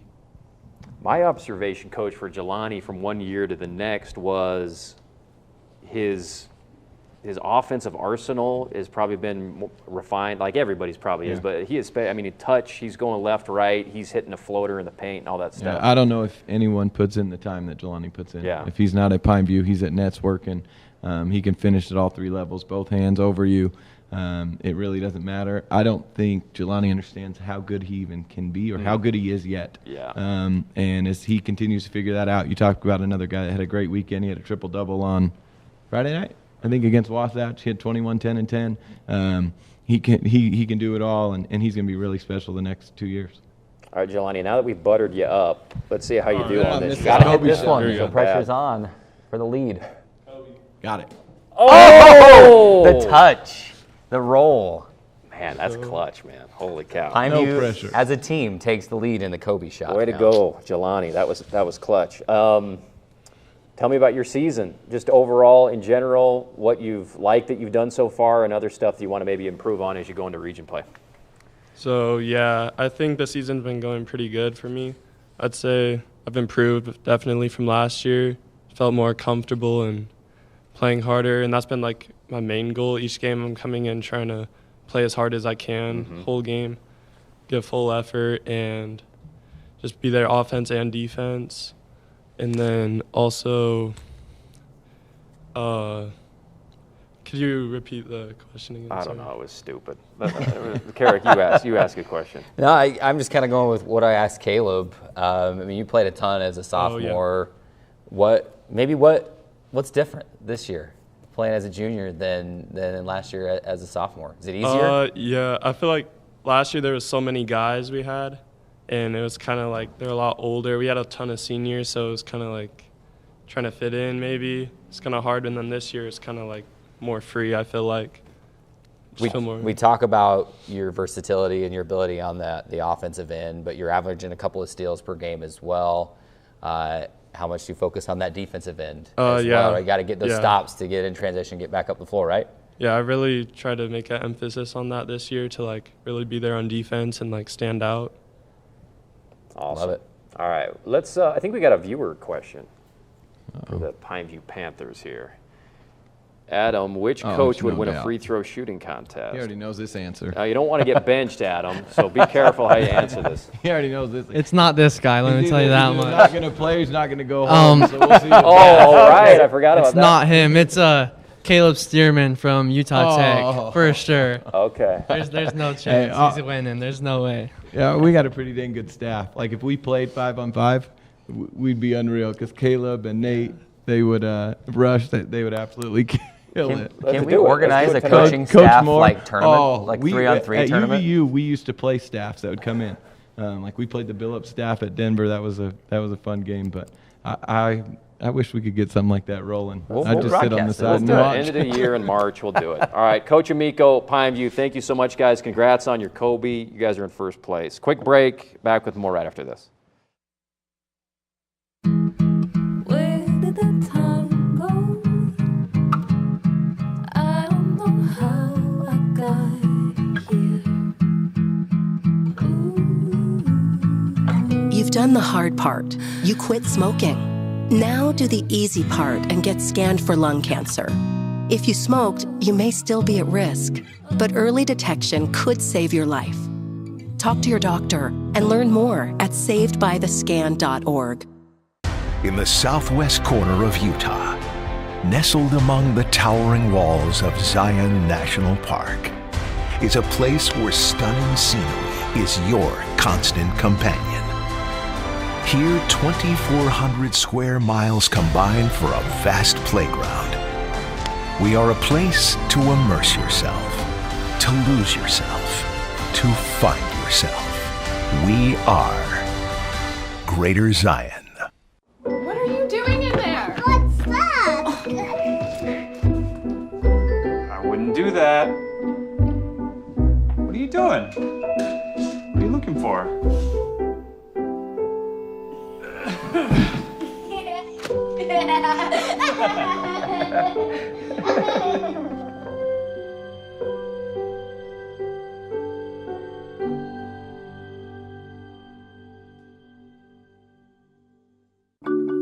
I tell my son, I love you every single day. Now, my dad has never said that to me. Not because he doesn't love me, but because culturally it wasn't comfortable for him. Now that he's a grandfather, he says, I love you to my son every time he sees him. My advice to all the fathers out there, forget the cultural restrictions. They grow up way too fast for you to waste even a single precious moment. In 4 days. There was an old woman who lived in a shoe. She had so many children. She didn't know what to do.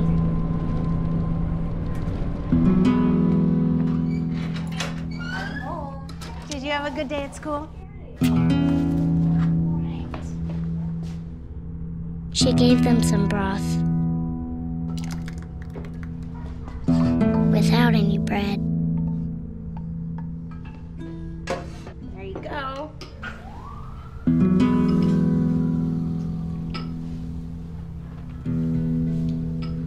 And kissed them all soundly. Night night. Good night. And put them to bed.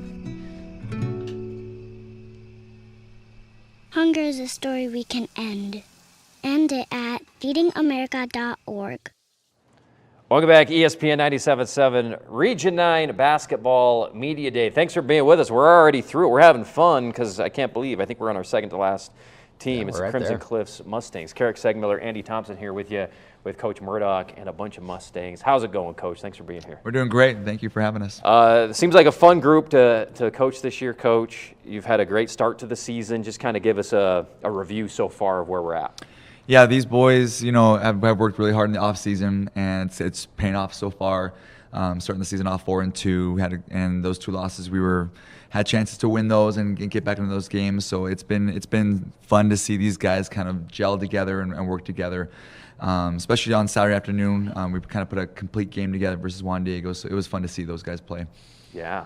I'm looking forward to seeing you guys live for the first time because some of these games, the scores have been impressive. I was just joking around about Trevor Taylor. It sounds like he already has got a game winner this year. Yeah, he had a tip in at the buzzer versus American Heritage. So nice. we were grateful for him for doing that for us. So yeah, it was fun. Excellent. Talk a little bit about just that non-region schedule mentality. I mean, you guys have really challenged yourself. I mean, a tough game against that American Heritage, Springville, Bountiful, Juan Diego. I mean, it's something like they're good at everything, all the time.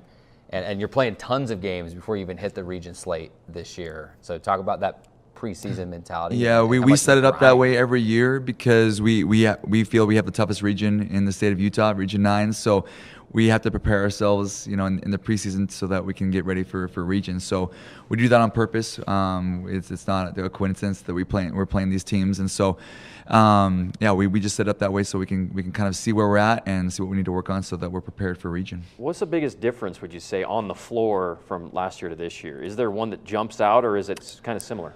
I would say, one, I think we're quicker. I think we're a lot faster than we were last year. And I would just say, number 2, honestly, it's our IQ. These guys are very, very smart on the court. They know when to pass, when to cut, when to move. And so it's been fun to see, just as a coach, just sitting back and kind of just letting them play a little bit more than what we did last year. Awesome. All right, Coach, I'm going to have you tell us about Drake. And then, Drake, you prepare mentally for your Kobe shot, buddy. Okay. Well, Drake's been one of our, he's been one of our captains. Obviously, this year, he's just a standout kid. He's rock solid. He's been here in the off season, just getting guys ready to go, and he's been just a great leader for us this year so far. All right, Drake, belt out Kobe and see if you can knock one down, buddy. Here we go. Gotta make it a little challenging. Yeah. Here we go. Kobe. Oh, man. That was a good dugout shot. He's mixing a little Kareem in there with the Kobe. You went with a sky hook. You might be regretting that now. Drake, pick up the mic and tell us about your decision there to go with the hook shot. Before we started, we all decided that we gotta do something different. Oh, good. Everyone will be shooting a different way. I respect that. Yeah. Okay, good for you guys. And they coordinate as a team. That shows great leadership from you too, again, Drake. How much fun are you having this year with this group? It's the funnest I've had in a while. I'm loving every day, every practice, every game, just trying to take advantage of everything. What's different on the floor this year for you compared to last year?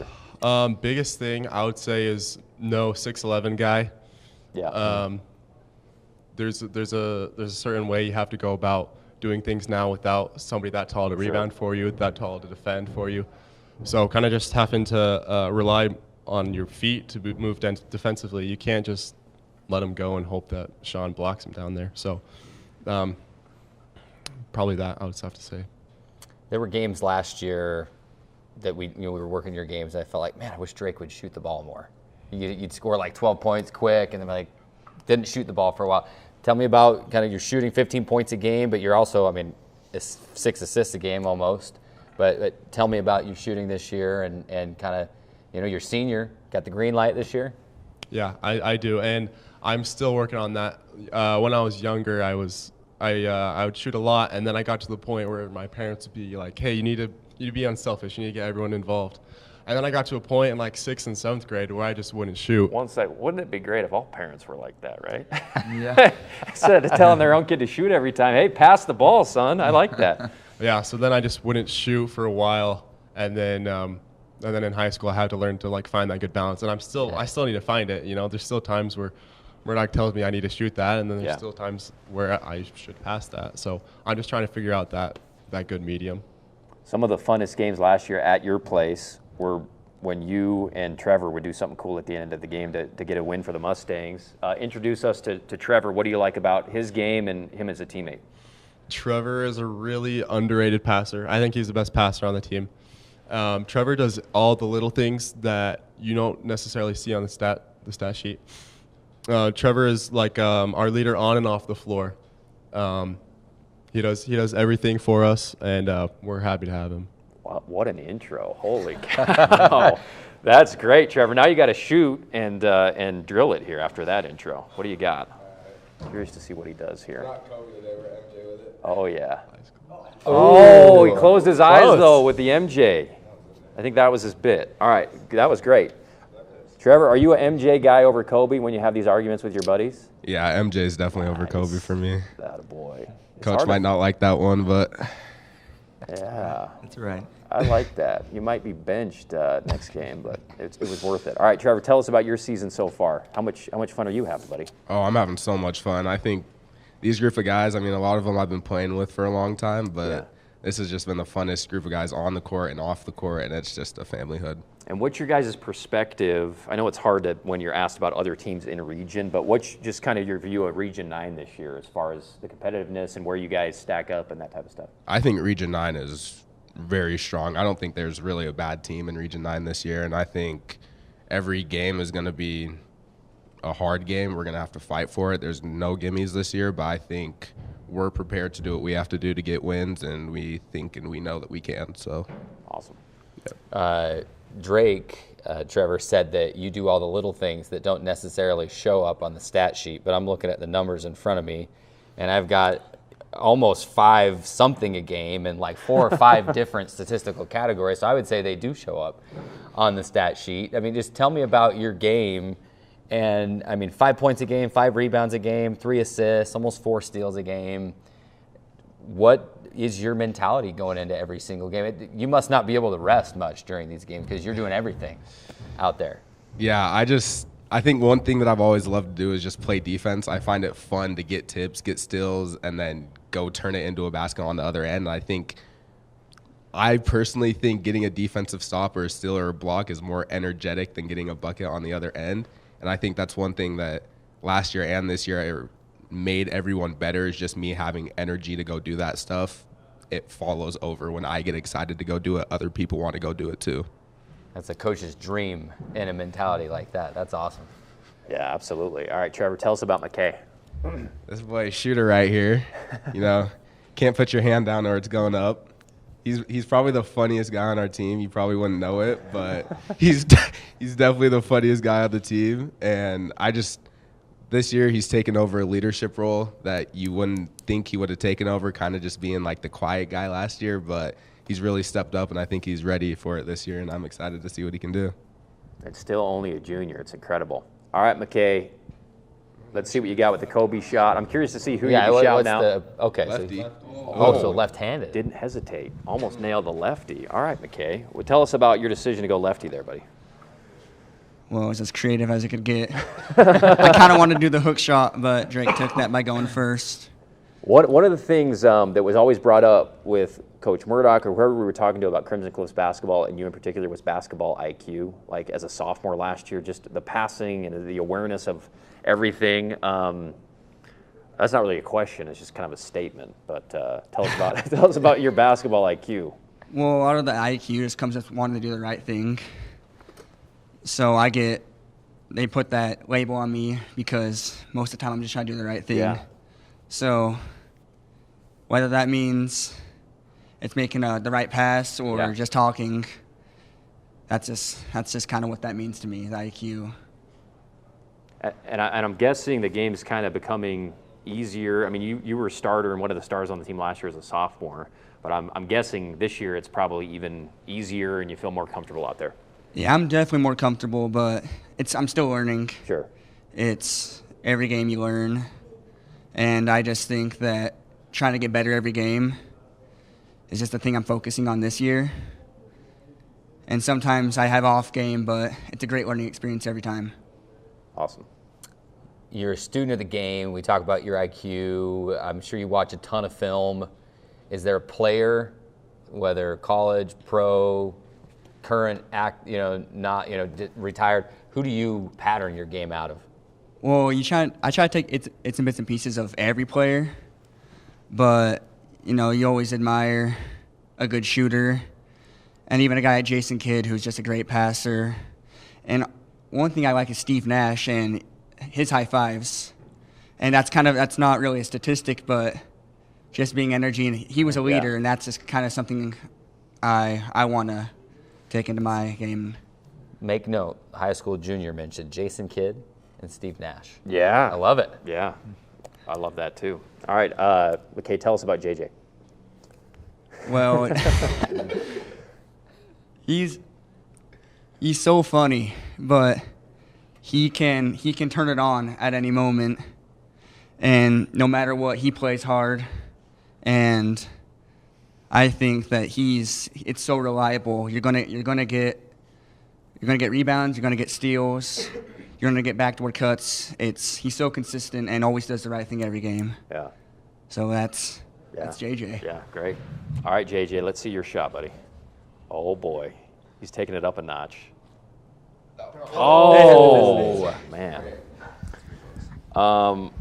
Yeah, we know JJ's tough as nails because his last name's Eaton, but he does a bunch of other good stuff. Coach, tell us about your kind of scouting report on JJ so far this year. He is probably the best cutter that I know. He just has a knack for where the ball should be passed, and he's there. And so he's really good at cutting to the basket. Defensively, he's just a dog. He's just out there. Yeah. He just does all those things.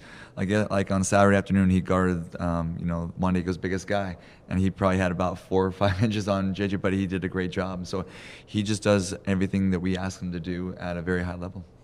JJ, when you guys have had success this year in winning some of these big games, what is it like? How are you winning these games? I think our energy from the start, whenever we have a fast start or just quick buckets at the beginning, we always play better. Talk about the work on the defensive end. I mean, how much do you enjoy getting those stops defensively, getting back up? And then, you're averaging almost 8 points a game as well, which I imagine maybe comes somewhere in the paint. Talk about your game defensively and then how that leads to success on the offensive end as well. Yeah, so I just try to get those rebounds and get it out to Drake or Mac, and then run down the middle, try to get a dish off when they drive, or cut back door from the baseline. So from your perspective, the conditioning that you do, it's there for a reason. You get the rebound on defense, hand it off, sprint down the other side, and get ready to get in there on offensive glass, huh? Yeah. Who's your favorite player to swat in practice, one of your teammates? Just block and then stare down. And Oh, I'm not really a blocker, but what?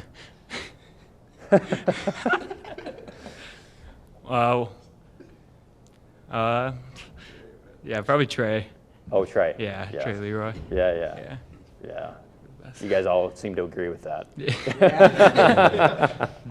I tell you what, these guys have had about the most fun of anybody today. Yeah. So I can't wait to see you guys, because there's got to be just chemistry is just oozing out there on the floor already. I can see it. I'm serious. I can see it.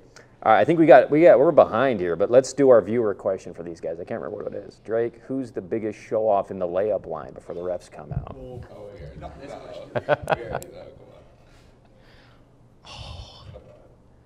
Wait, Trev? So there is a right answer, it sounds like, Trevor. I think it's Trey as well. Trey? Yeah. Yeah, I think it's Trey. How many guys? Actually, hey, Coach. Yeah, we don't do layup lines. Yeah. Here's my question. How come everybody can dunk nowadays? I went to high school 20 years ago. There was 2 kids who could dunk on a basketball team. They were all like 6'5". And nowadays, it's like every kid on the team can basically dunk. Do you have a good answer for that? Me? Yeah, like why are you guys so much more athletic now than 20 years ago? Because that's all we do after practice is try to dunk. Yeah. I say it's the insoles. I say it No, might be the insoles. It's got to be the shoes. It's got to be the insoles. All right, we're going to take a break. Thank you so much, Coach Murdoch and Crimson Cliffs. Can't wait to get out to Crimson Cliffs games this year on ESPN. Quick break. Back to finish things up with the Cedar Reds right after this. El impacto de una comida va mucho más allá de alimentar nuestro cuerpo. Porque cuando las personas se alimentan, sus futuros se nutren. Todos merecen una vida plenamente llena. Y con tu ayuda, podemos acabar con el hambre. Únete al movimiento en feedingamerica.org/haz tu parte. Multiple studies have shown that marijuana can slow both driver reaction and response time, which can be really dangerous. He's here. He's here. Wait. What? I can't drive. Why? My. Oh.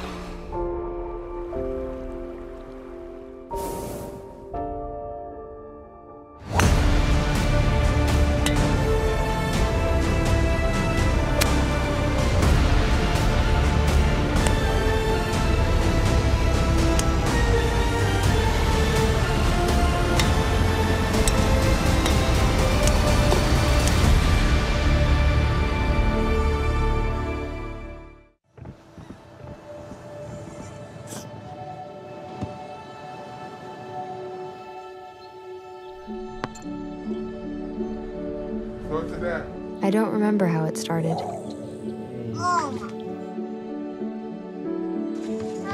Our back and forth. Victory. Fumble. Repeat. It always came back. Dad! Okay, here we go, throw it! Yeah. You probably don't remember what you told me, That was perfect. but I heard every word. Nice.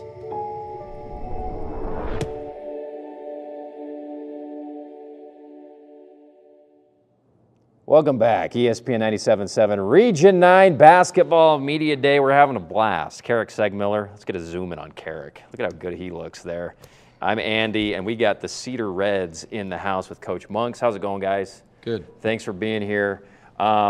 Let's start, Coach, with just kind of a quick review of the season so far as we start Region next week, right? Yeah. Yeah, say Wednesday night, Pineview at our place. Yeah. 3 games before Christmas. It's gone fast. You know, we've played 8 games already, in 12 practices. So it's been fast. Yeah. Talk about that challenge with the practice to game ratio so far, Coach. It's just been hard. You know, trying to get the kids to understand exactly what we want. You know, we've changed a few things recently, so it'll be nice to get a couple of days of practice in between a game. But the kids have handled it well, and you know, we're starting to kind of see that with how we've played lately. Wins over Riverton and Manti. I mean, what have you taken from these first 8 games? I guess what can you take? You said that practice to game ratio maybe makes it harder to dissect some of that stuff because you're not getting to work on it. But what's been the main theme that you've seen on a positive side over the first 8 games? So I think we've found what we're good at, what we can and can't do, and just emphasizing what we're good at and work on that. Obviously the things that we're not great at, we got to continue to get better with, but just understanding who these kids are and what's going to put them in a spot to be successful. All right, we're going to talk to some of these guys. Coach, why don't you tell us about Nixon, what he brings to the table, what type of player he is for the team this year. Then we'll have Nixon do his Kobe shot.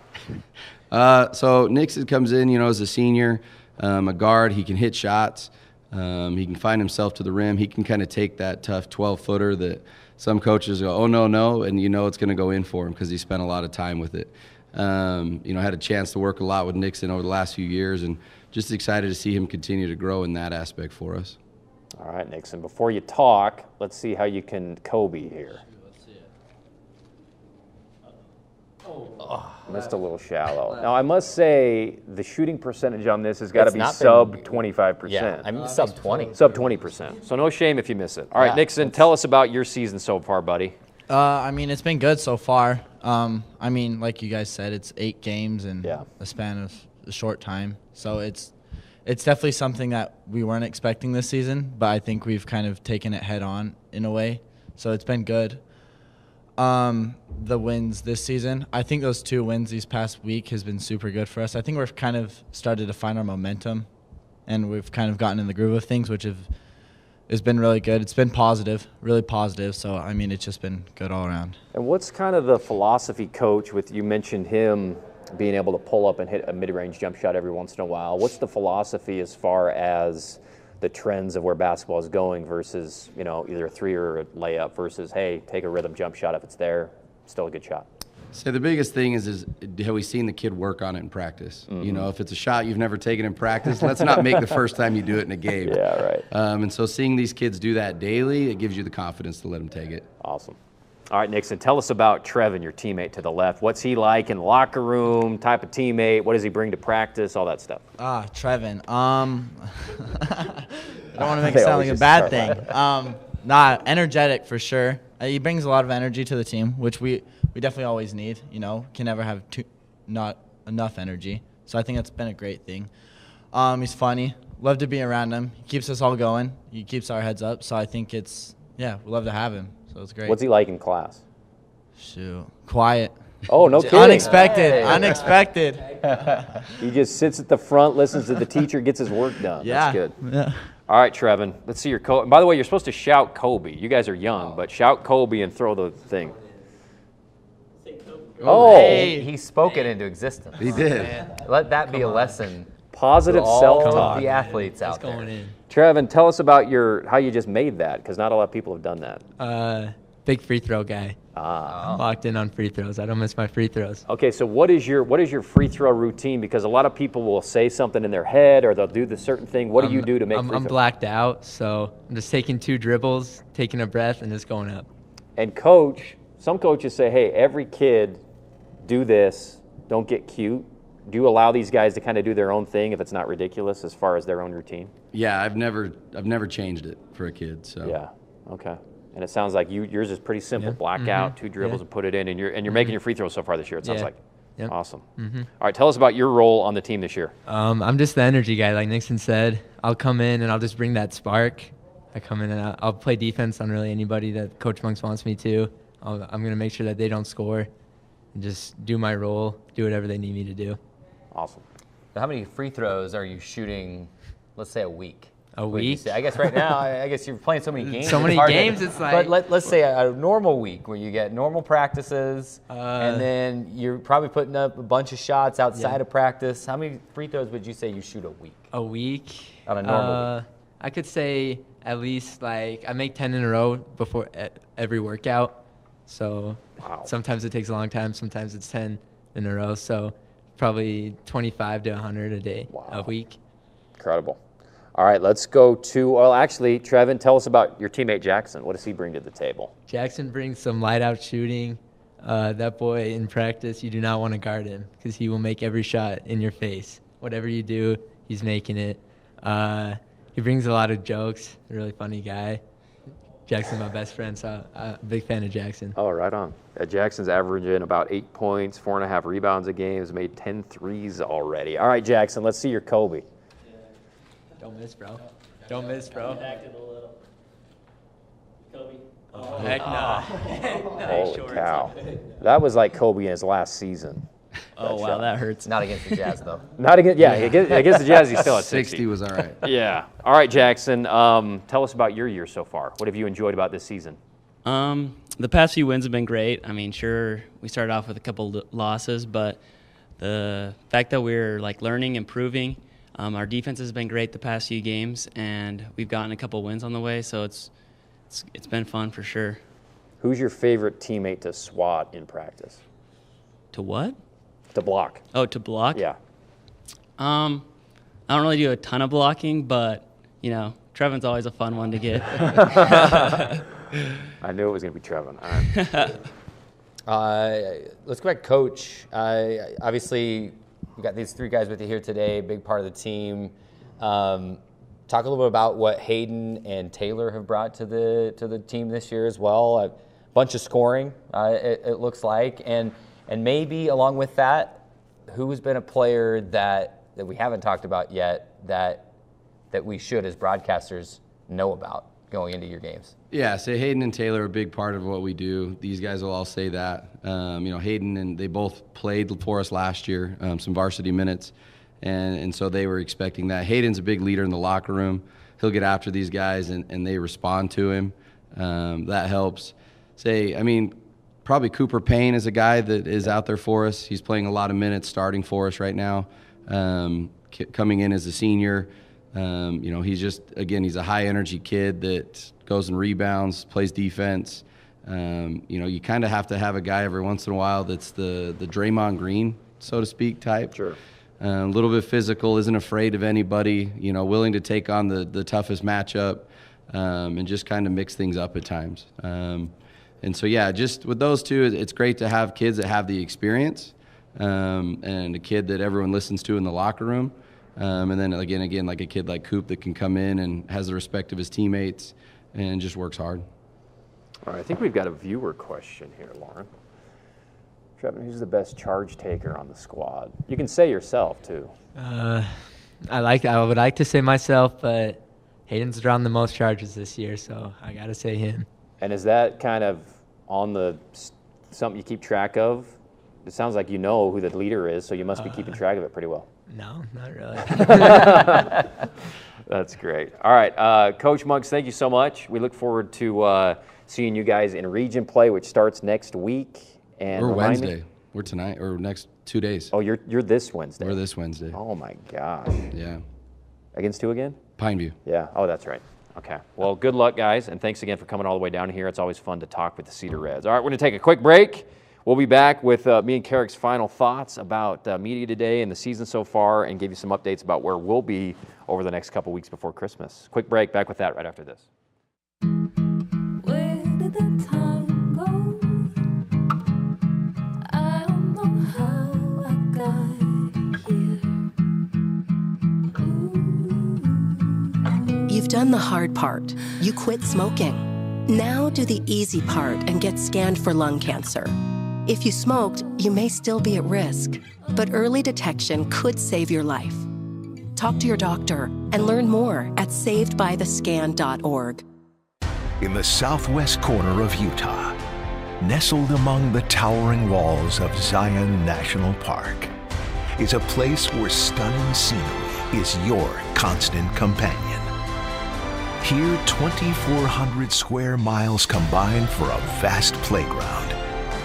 We are a place to immerse yourself, to lose yourself, to find yourself. We are Greater Zion. What are you doing in there? What's that? I wouldn't do that. What are you doing? What are you looking for?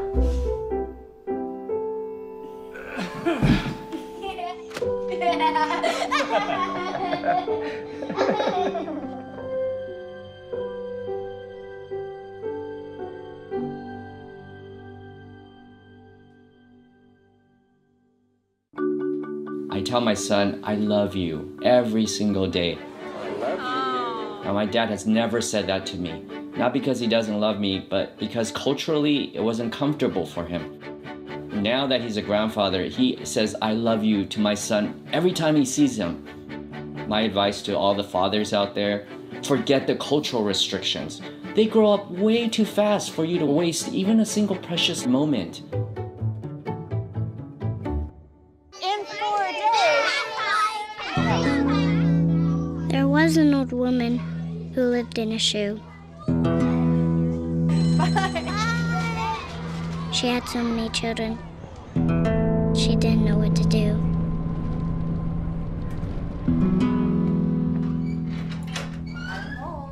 Did you have a good day at school?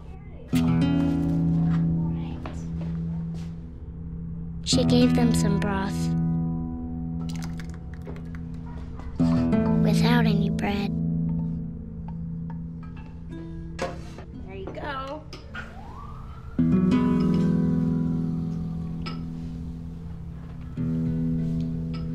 And kissed them all soundly. Night night. Good night. And put them to bed. Hunger is a story we can end. End it at feedingamerica.org. Welcome back. ESPN 97.7 Region 9 Media Day wrap-up show starring Carrick Segmiller and brought to you by Buck's Ace Hardware. Check out Buck's 3 Southern Utah locations, including the Dino Crossing in St. George in Santa Clara and the beautiful brand new epic Buck's Ace in Hurricane. We talk about how fast high school games go, Carrick. How about Media Day? It flies by. It just flies by every year. You know, you prepare for the couple hours you're going to be on the air. You're trying to come up with good questions and not just ask these guys, you know, what their favorite color is or whatever, because you want to get their in-depth thoughts on what's going on in the team, and then behind all the preparation, next thing you know, it's over in a flash. So, and that's how fast the season goes too. Yes, it's incredible. Yeah, so you gotta savor every part of it. Now Cedar starts region. Some teams start region this week. Some teams start region next week. We will have games coming your way on ESPN 97.7 and streaming, by the way, on sportsradio977.com and on the Community Education YouTube page coming up in the next couple weeks as well. Let's just go real quickly, give you our review of a team by team. It started with Hurricane, who, like we were saying with Coach Stout, last year you go through the scores at the beginning playing some of these Cache Valley schools and they're losing by 25 points or whatever. This year they're beating them or, you know, battling down to a couple possession games. So obviously year-over-year improvement already you can kind of see for the Hurricane Tigers. Yeah, I'm excited to see what the Tigers can do in region play. Yeah. There were some games that they were in last year that, you know, through halfway through the third quarter, you're going, are they going to do it? Are they going to pull the upset? And then the team that was favored would come back and win the ball game. But that core that they returned, the guys that they had here with us today, were very involved last year. And I look at a guy, you have R.J. Hurst, obviously, but that Brigham Kemp. That's a name that you're going to want to like. I mean, he's got the handles, he's got the shot, and he's a walking highlight reel. So I'm telling you, if you're looking for somebody that maybe isn't at the top of your radar on top players to look for in the region, he should be there. He's balling, absolutely. All right, and then we went to Desert Hills second with Coach Allred, and I'm excited to see them in person. I think Ben Chase is one of the most electric players in Region 9. Obviously, having Chaz Holbrook, who got a bunch of time last year as a sophomore, helping be the floor general there. You know, Boston, obviously, there as well. But always a team that you can count on good guard play. And when they go off in the Thunderdome, they're hard to beat. Absolutely hard to beat. And I mentioned it to the Thunder. I said, hey, I'm asking you almost the same questions I asked Hurricane because of that core of guys that they return. You know, there's some of the teams that we look at and we're like, okay, we saw one or two of you last year, and then the rest we're trying to see who's going to jump in and be contributors. But Hurricane and then Desert Hills, we can look at those four guys that they had here and say, Each 4 of them had extended minutes last year, and they're going to be a huge part of what they do this year. Yeah. Then we went to Snow Canyon, Coach Ball and the guys who, you know, you look at they're one of these teams who you look at their schedule. We talked about it, and then you look at how close they were, et cetera. Another team who has the talent, I think, to compete in Region 9 this year. Reggie Mackey is averaging 20 points a game. I'm really excited to see Snow Canyon in the jungle over the next couple weeks as well. Yeah, Snow Canyon, always tough to beat in the jungle. Obviously, they're coming off that year where Owen Mackey, like you said, just went off. Yeah. And knocked off the team that everybody thought was going to win the state championship. Yeah. And we can just say it, right? We're past that now. Everyone thought the Dixie Flyers were coming home 4A champs last year, and Snow Canyon had other plans. And you've got some guys that were on that team. And now you look at what Reggie's doing, and some of those guys, they're 1-5 right now, but we talked about how close the difference between 1-5 and 4-2 is. And don't you dare sell Snow Canyon short, because you'll end up on the raw end of the deal if you do. The Warriors are going to be forced in Region 9. All right, then we went to Coach Roberts and the Dixie Flyers. 5-1, putting it on everybody until they got to Bountiful. And just I mean, everybody says it. They reload, and it's incredible. They lose so much production. They only get one.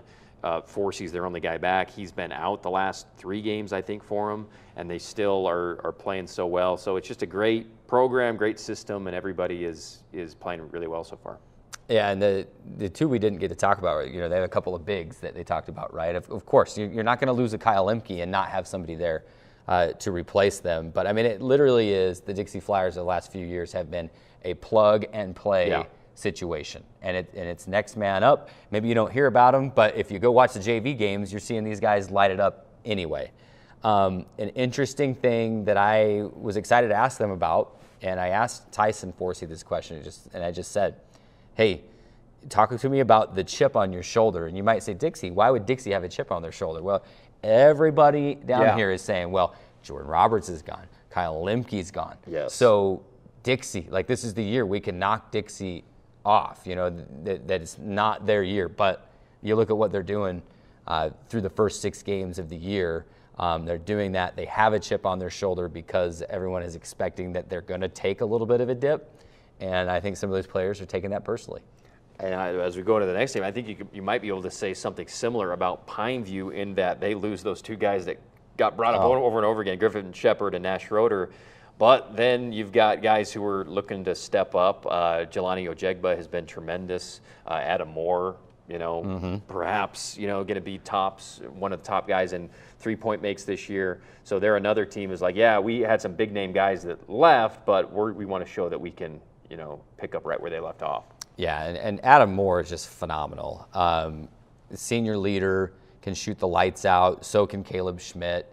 They're a fun team to watch. And we referenced that Canyon View game as we jumped in early. Yeah. We had the first Utah high school basketball game down here on our airwaves down here in southern Utah, and we jumped right into it. And we were treated to a dandy. I mean, overtime game between Pineview and Canyon View.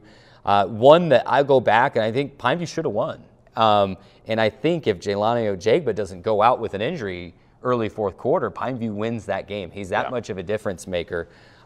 Lucas Papa down low, he has been coming on strong the last couple of games. He had a double-double in one of their games last weekend. So watch out for him. He was very humble about his scoring. He's not necessarily being asked to score a ton, but like I said during that Pineview segment, if he's someone that can get around double-digit rebounds and between, 7 and 10 points per game, that means that he's really helping that team, and Pineview is going to have a great chance to win. Absolutely. Then we went on to Crimson Cliffs, Coach Murdoch and the Mustangs. Fun group to hang out with. Great leadership, and getting Drake Carroll back and Trevor Taylor and then everybody they brought. McKay Lindquist and J.J. Eaton. That's going to be a group that challenges. I mean, they've started the season really strong. I think all the preseason rankings had them near the top or at the top before the season started. Now that the season started a little bit, Dixie's back, and Deseret News is, I think, Dixie's second just behind Green Canyon. But Crimson's going to challenge, obviously, for the for the region championship this year with that group. You want to talk about a fun team to watch. Averaging 64 points per game right now. They've only made 19 threes. So they score it in a variety of ways. And I love how Trevor Taylor plays. We joked about how many game winners he was a part of last year. He's already been a part of one this year. And Drake Carroll, it's like I said to him, there were games last year where Drake would just go off and then down the stretch didn't really have the ball in his hands. And we're going, Drake needs to have the ball more. He needs to shoot the ball. And then you pair him with a guy like McKay Lindquist that can shoot the lights out of the basketball. It's this team. I mean, you've got the way Dixie plays. We know that. I think watch out for Crimson Cliffs. Like you said, they very well could find themselves atop the Region 9 mountain at the end of the season. All right, let me finish with Coach Monks and the Cedar Reds, and appreciate them coming all the way down from Cedar to participate in our media day. They open region on Wednesday against Pineview. And that's this week.